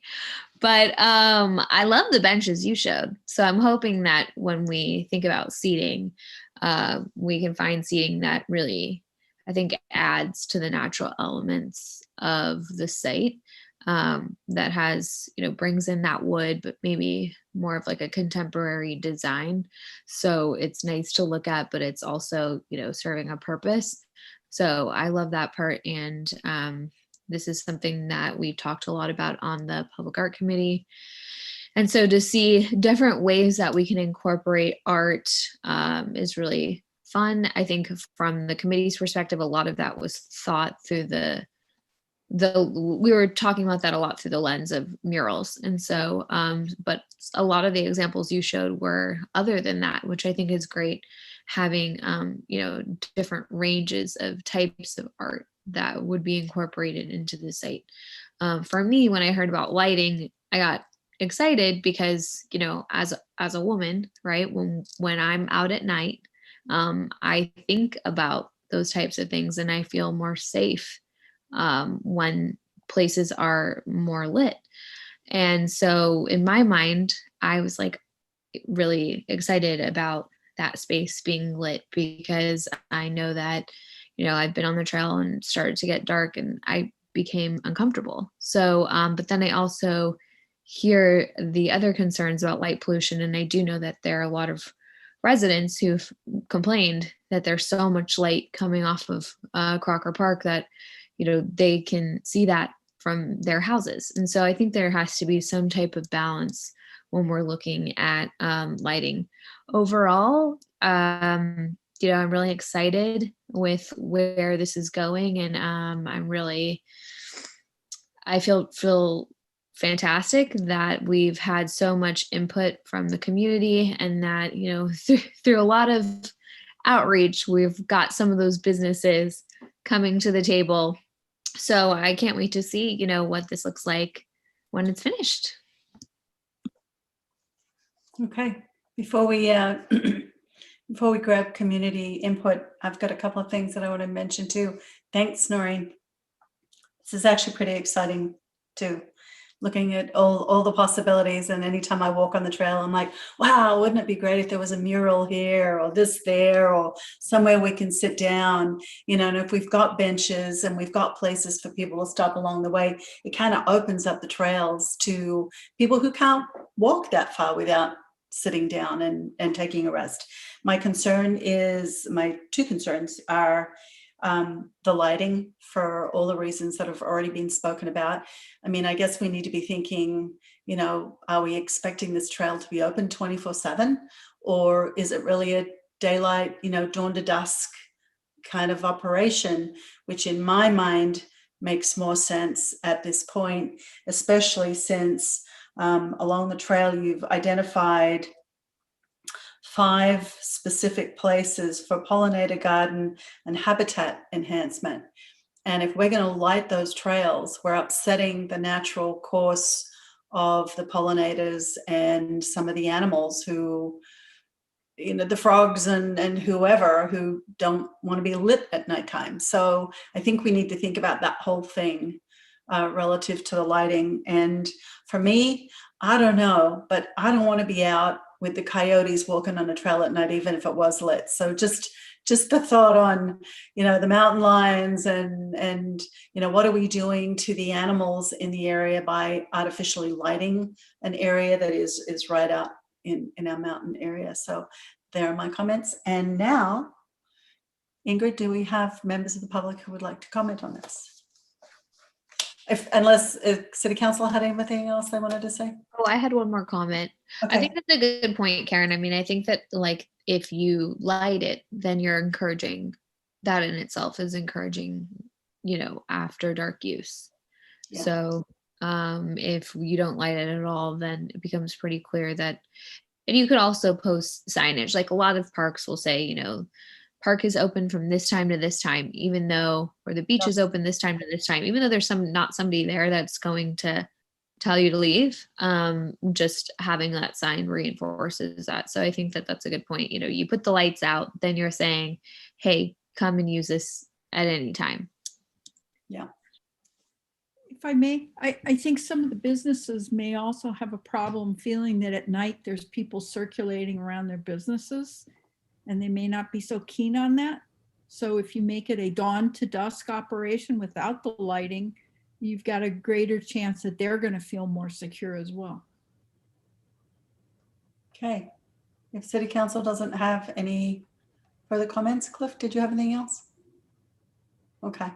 Ingrid, do we have any members of the public who would like to comment on this? We do, but before that, I'd like to note that the council members did receive written correspondence from Carolyn Moore regarding I support a pump track on Crocker Park Trail, and that was sent earlier this afternoon. We have a raised hand from Michael Barnes and then from Barbara Abel. Okay, Michael.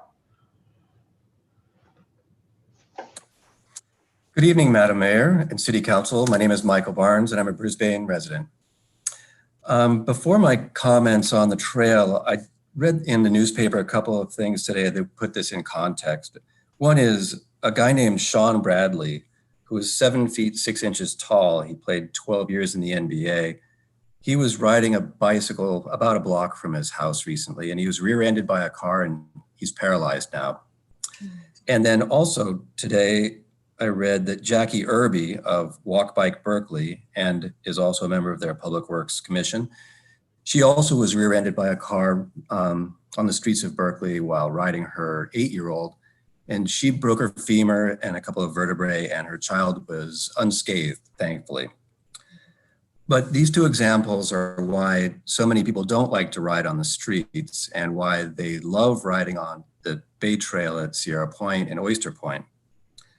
So I fully support the 6 bike skills locations in Crocker Industrial Park that are shown on the master plan. And I look forward to seeing lots more bicycles enjoying the safety and the new challenges of the Crocker Industrial Park trail system. As far as the lighting, I'd say that public safety comes first, and that you might want to consider motion activated bollards, that kind of thing. I am a bicycle commuter, and there's part of the year where I'm riding in darkness, either going to work or coming home from work. So dawn to dusk really isn't covering an adequate period of time for people to enjoy the trail. If I wanted to go ride my bike on the trail after work, for instance, I'd have to ride in the dark, and I think that it should be available for that.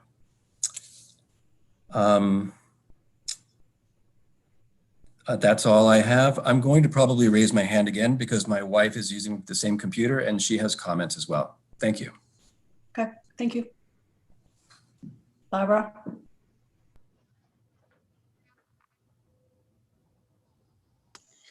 So a couple of things. I totally support some lighting. As a woman, I felt uncomfortable on parts of that trail myself. I'm hoping that most of the sense of security can be provided by just having more people around.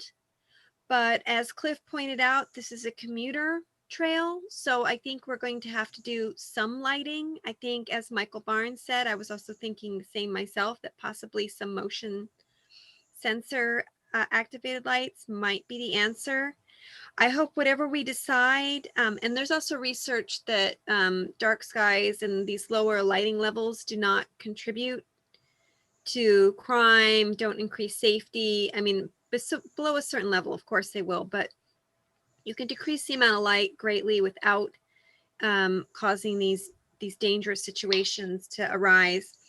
I think whatever we do, we're going to have to accept that we might not get it right. We can take a conservative approach and see how it goes and add more where's needed. The one thing that I have is kind of a personal ask, is that it's hard for me to tell, and maybe the consultants can speak to this. It's hard for me to tell from the amenities map if there's one bench somewhere on the trail where you can sit and not see any other amenities. Like I want a place on the trail where I can just sit and observe nature and not have somebody working on exercise equipment on my left, or, you know, a bike track on the right. I just really want there to be one stretch that is just a peaceful kind of a peaceful corridor. So, and maybe there is, it's kind of hard for me to tell from how the icons arranged, whether or not that exists, but I'd like that to exist, and maybe the consultant can answer whether or not it does exist.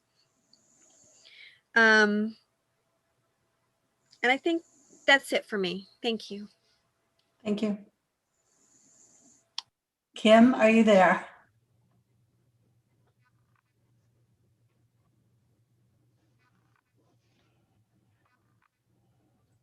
Ingrid, do you see Michael Bond's raised hand again? Yes. Okay. Kim, go ahead. And after Kim would be Michelle Salmon. Okay.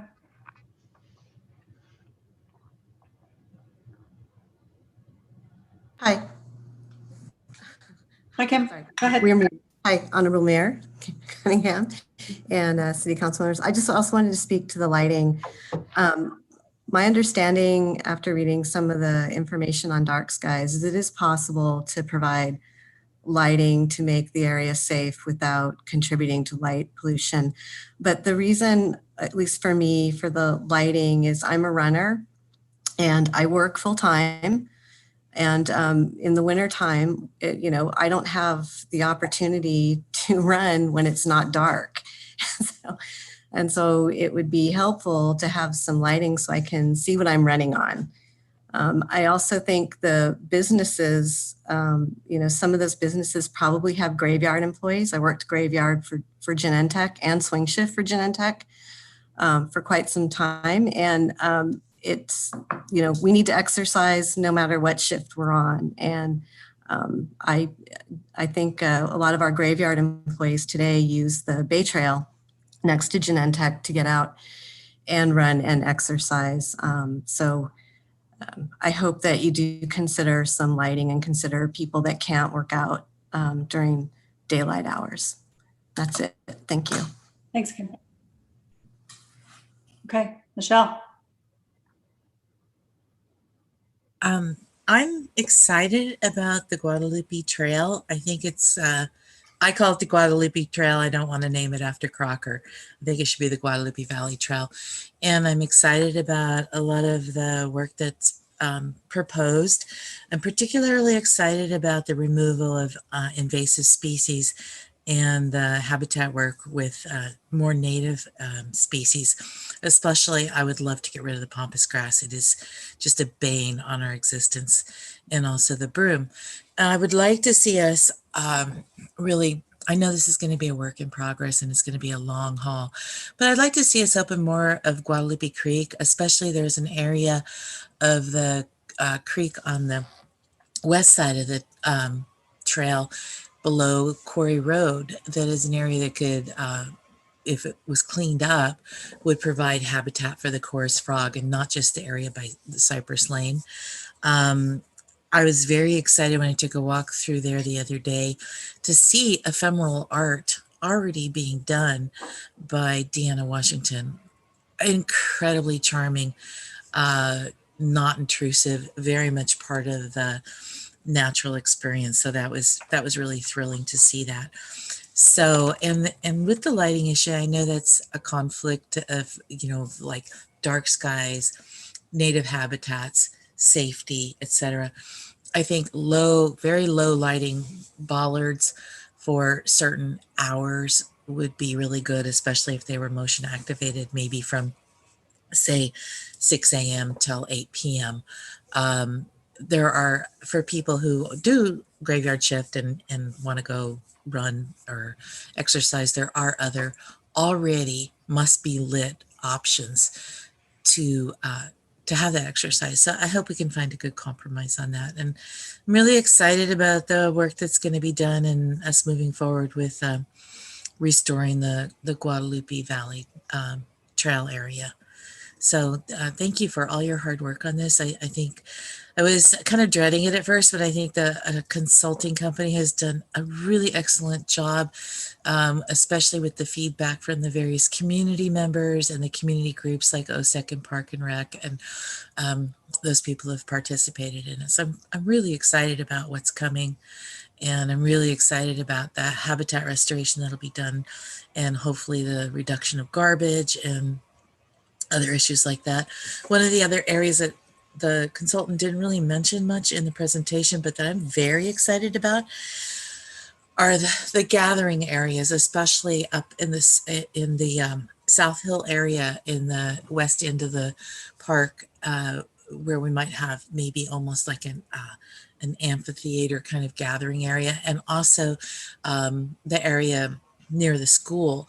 I think the outdoor classroom, an area that can be used for outdoor classroom or outdoor performance space, would just be remarkable.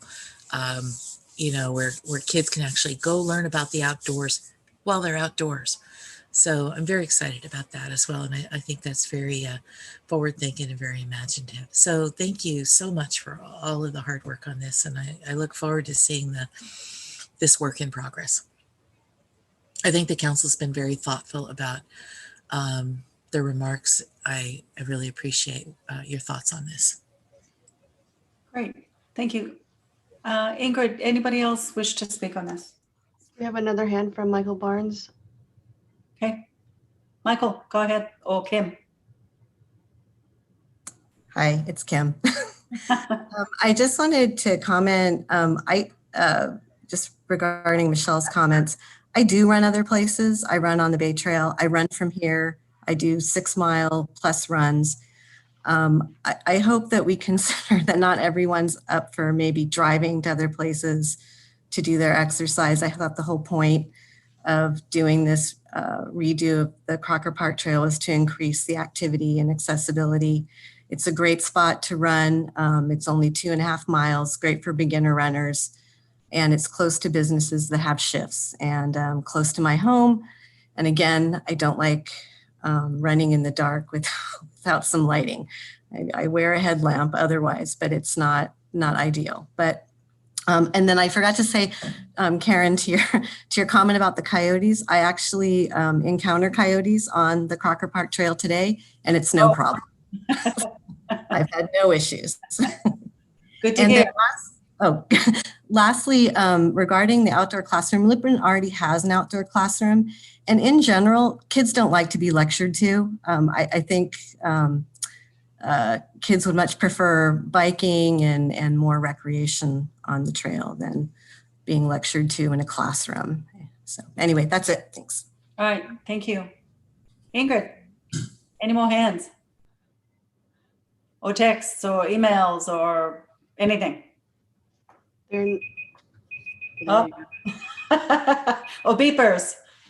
There are no other members of the public that wish to speak, there's no other correspondences, Madam Mayor.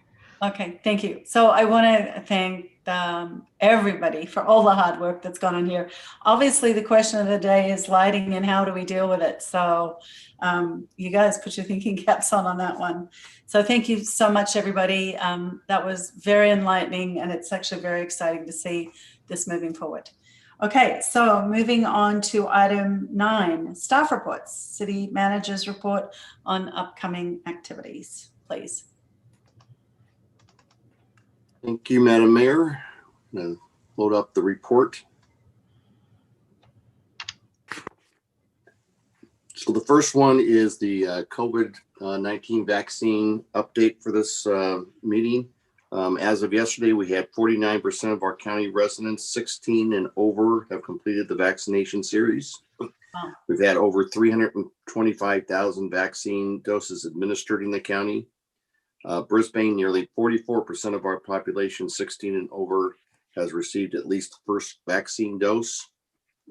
And as always, you can get more data on the vaccine at smchealth.org/coronavirus/health/data.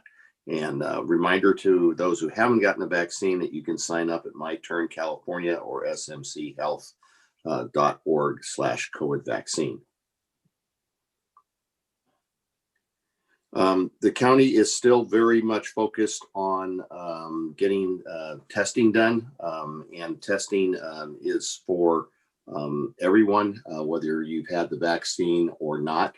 They want to have people do testing. We are doing our third testing site, or testing day, I should say, at the community pool on March 22nd, this upcoming Monday from 3 to 6 p.m. And you can sign up on our website at tinyurl.com/Brisbane COVID testing 3. The big news of the week in San Mateo County is that we have moved to the orange tier. That has given us cause to reopen our basketball courts and skateboard park.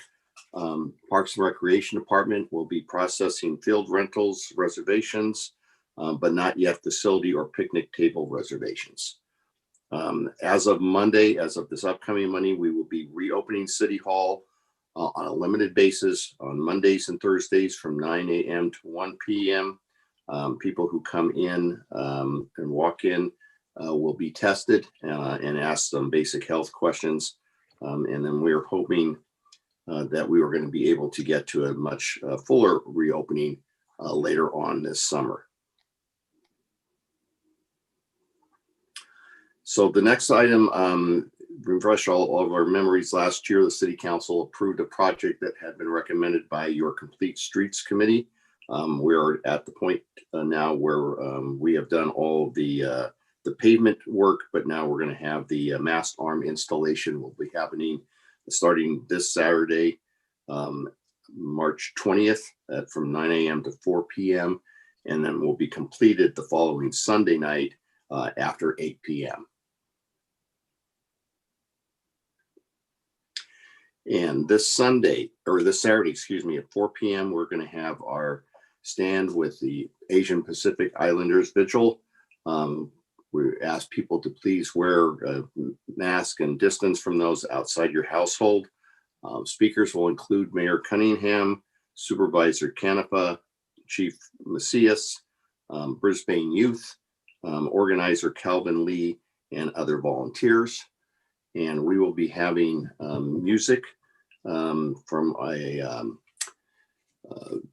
dance school that goes by the name of Ohina Na Aru Ni.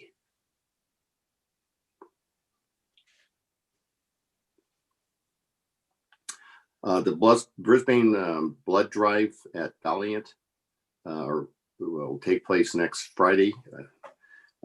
We need blood donations. Every blood donation potentially saves up to 3 lives. There's a critical need for type O blood donations. That's next Friday, March 26th at 9 to 4, and it is at 400 Valley Drive. And then finally, the Artists' Evening of Sharing is next Saturday at 6 p.m. You can view that on the city's YouTube channel or on channel 27. And that is tonight's report. Well, thank you. Moving on to item 10, Mayor Council Matters. Item K, countywide assignments and subcommittee reports.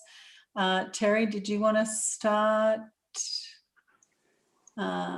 Okay, looks like Terry has left. She did give me a message that she need. Oh no, you're there. Terry, do you have anything you want to, any reports you want to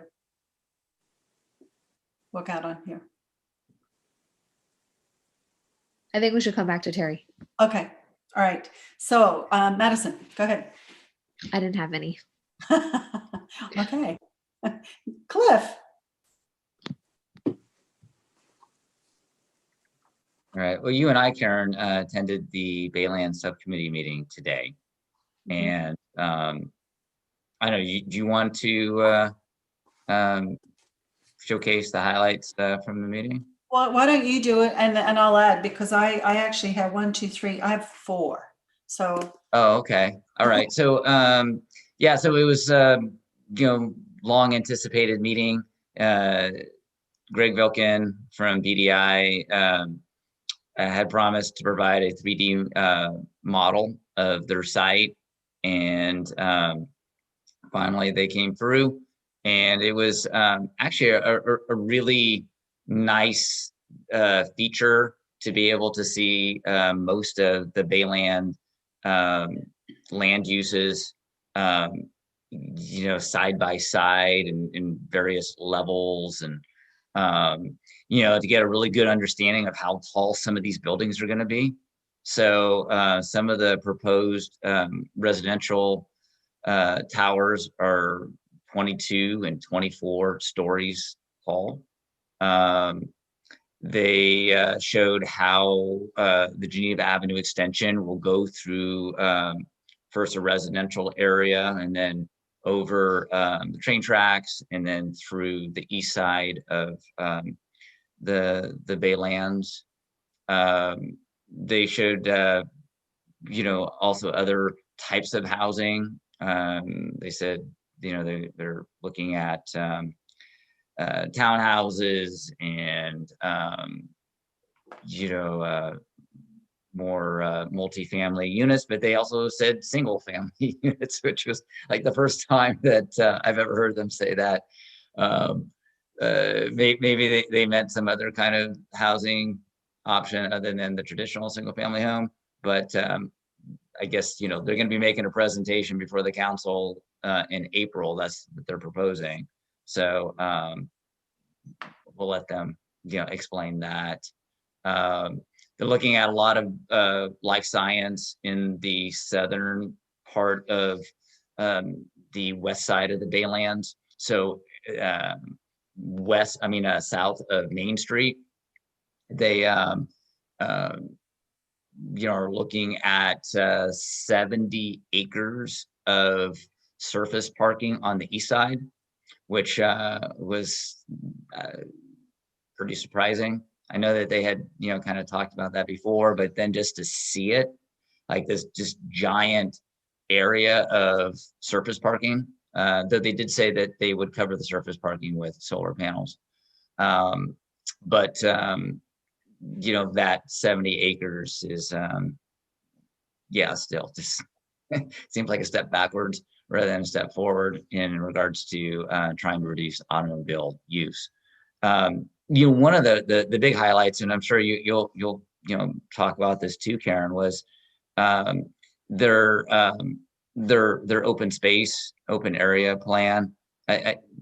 You know, I got to give credit where credit's due, and I thought they did a pretty good job with that. They focused, you know, using the roundhouse area as kind of an eco hub, and then having this green spine run through all of the residential area.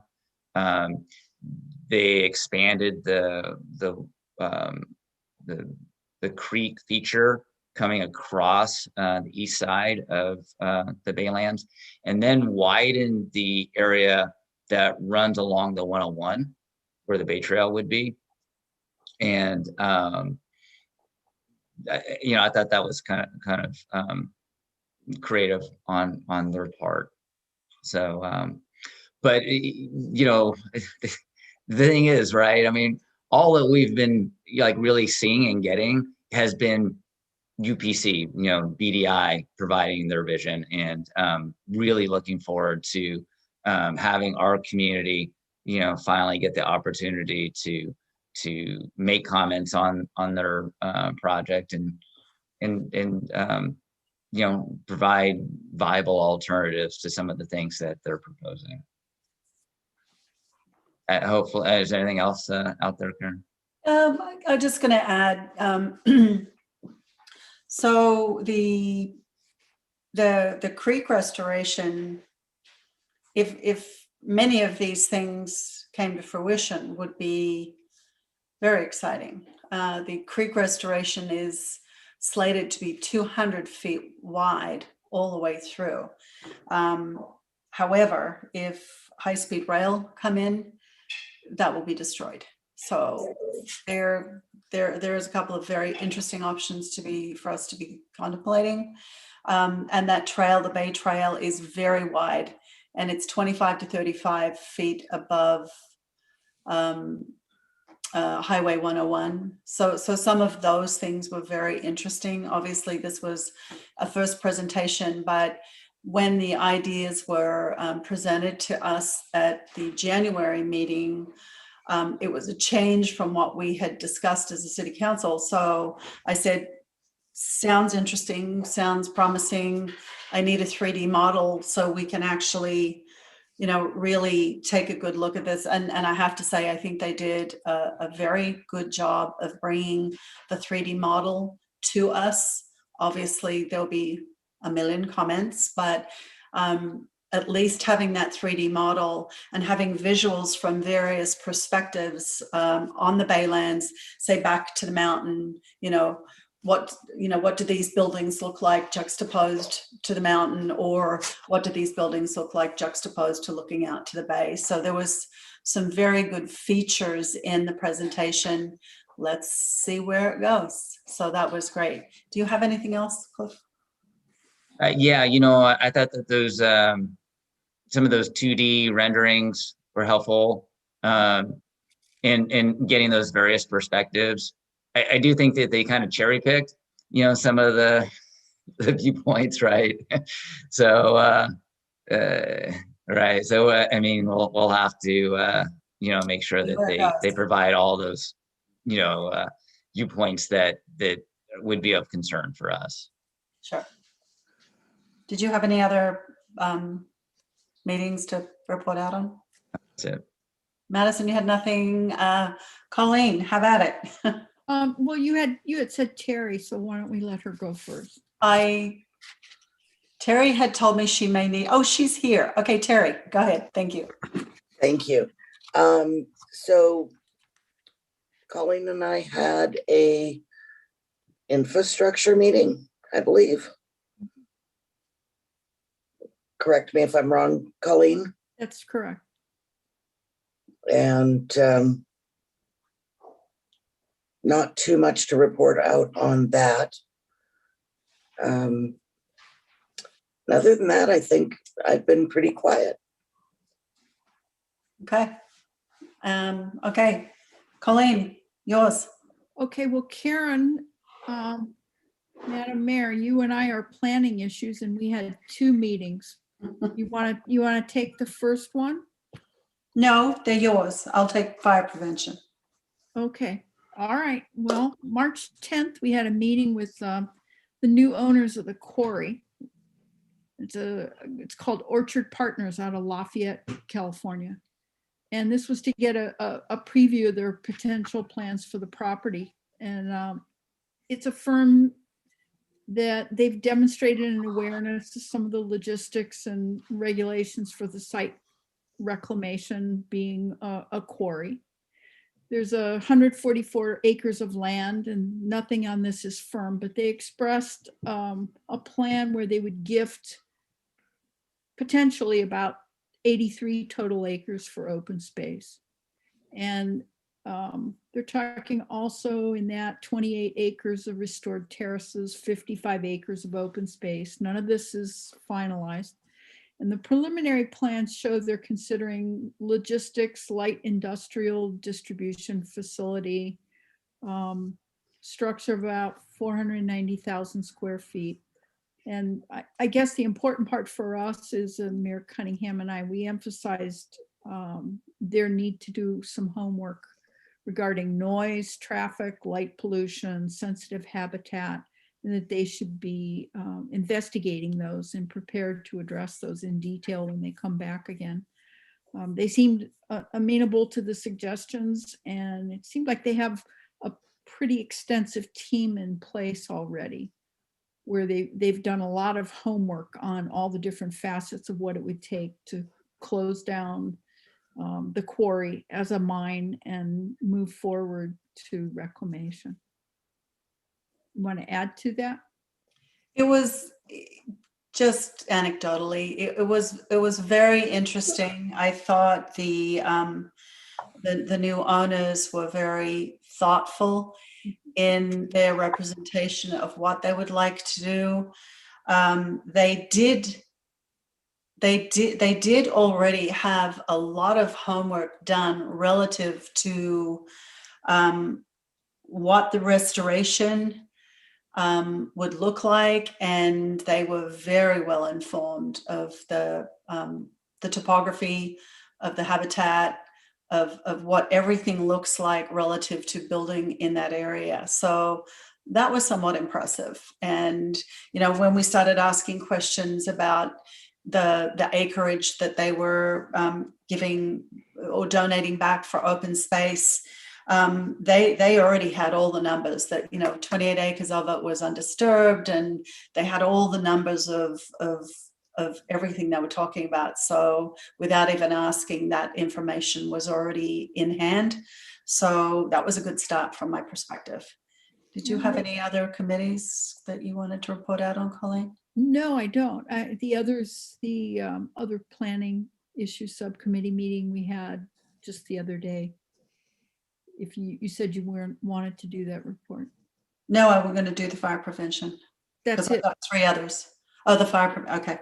So yesterday, Colleen and I had a meeting with Chief Myers and other North County fire officials relative to, you know, what can we do in Brisbane to enhance our fire safety.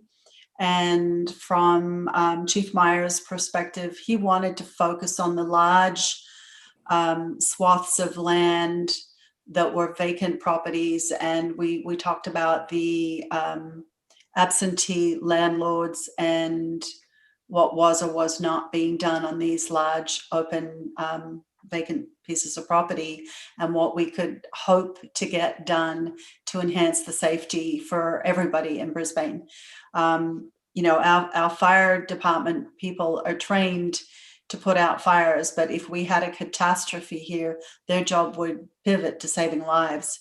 So, you know, it might be incumbent on all of us to be thinking very hard and fast as to, you know, how do we protect our own properties, and, you know, looking at some of the ways that we can get education out to people relative to certain plants. For example, you know, some of the low-lying ferns that turn, you know, their nuts into fireballs that can fire 2 miles away and start fires. So that kind of education for, you know, maybe some of our volunteer groups, maybe some of our existing committees to be looking at some of the educational potentials to take some of the burden off the fire department relative to that.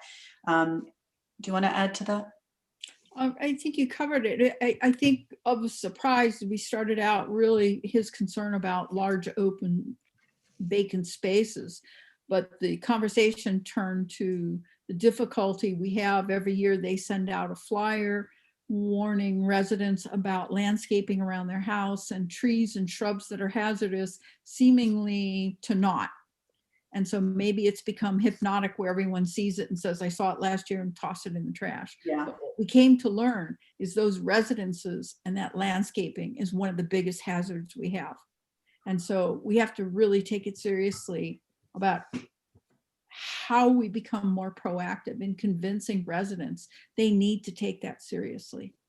Yeah, the juniper, for example, as pretty as it was and as popular as it was 40 years ago as a landscaping material, is Oakland Hills fire starter material. So anyway, we'll be on it. Did you have anything else, Colleen? No, I don't. Thank you.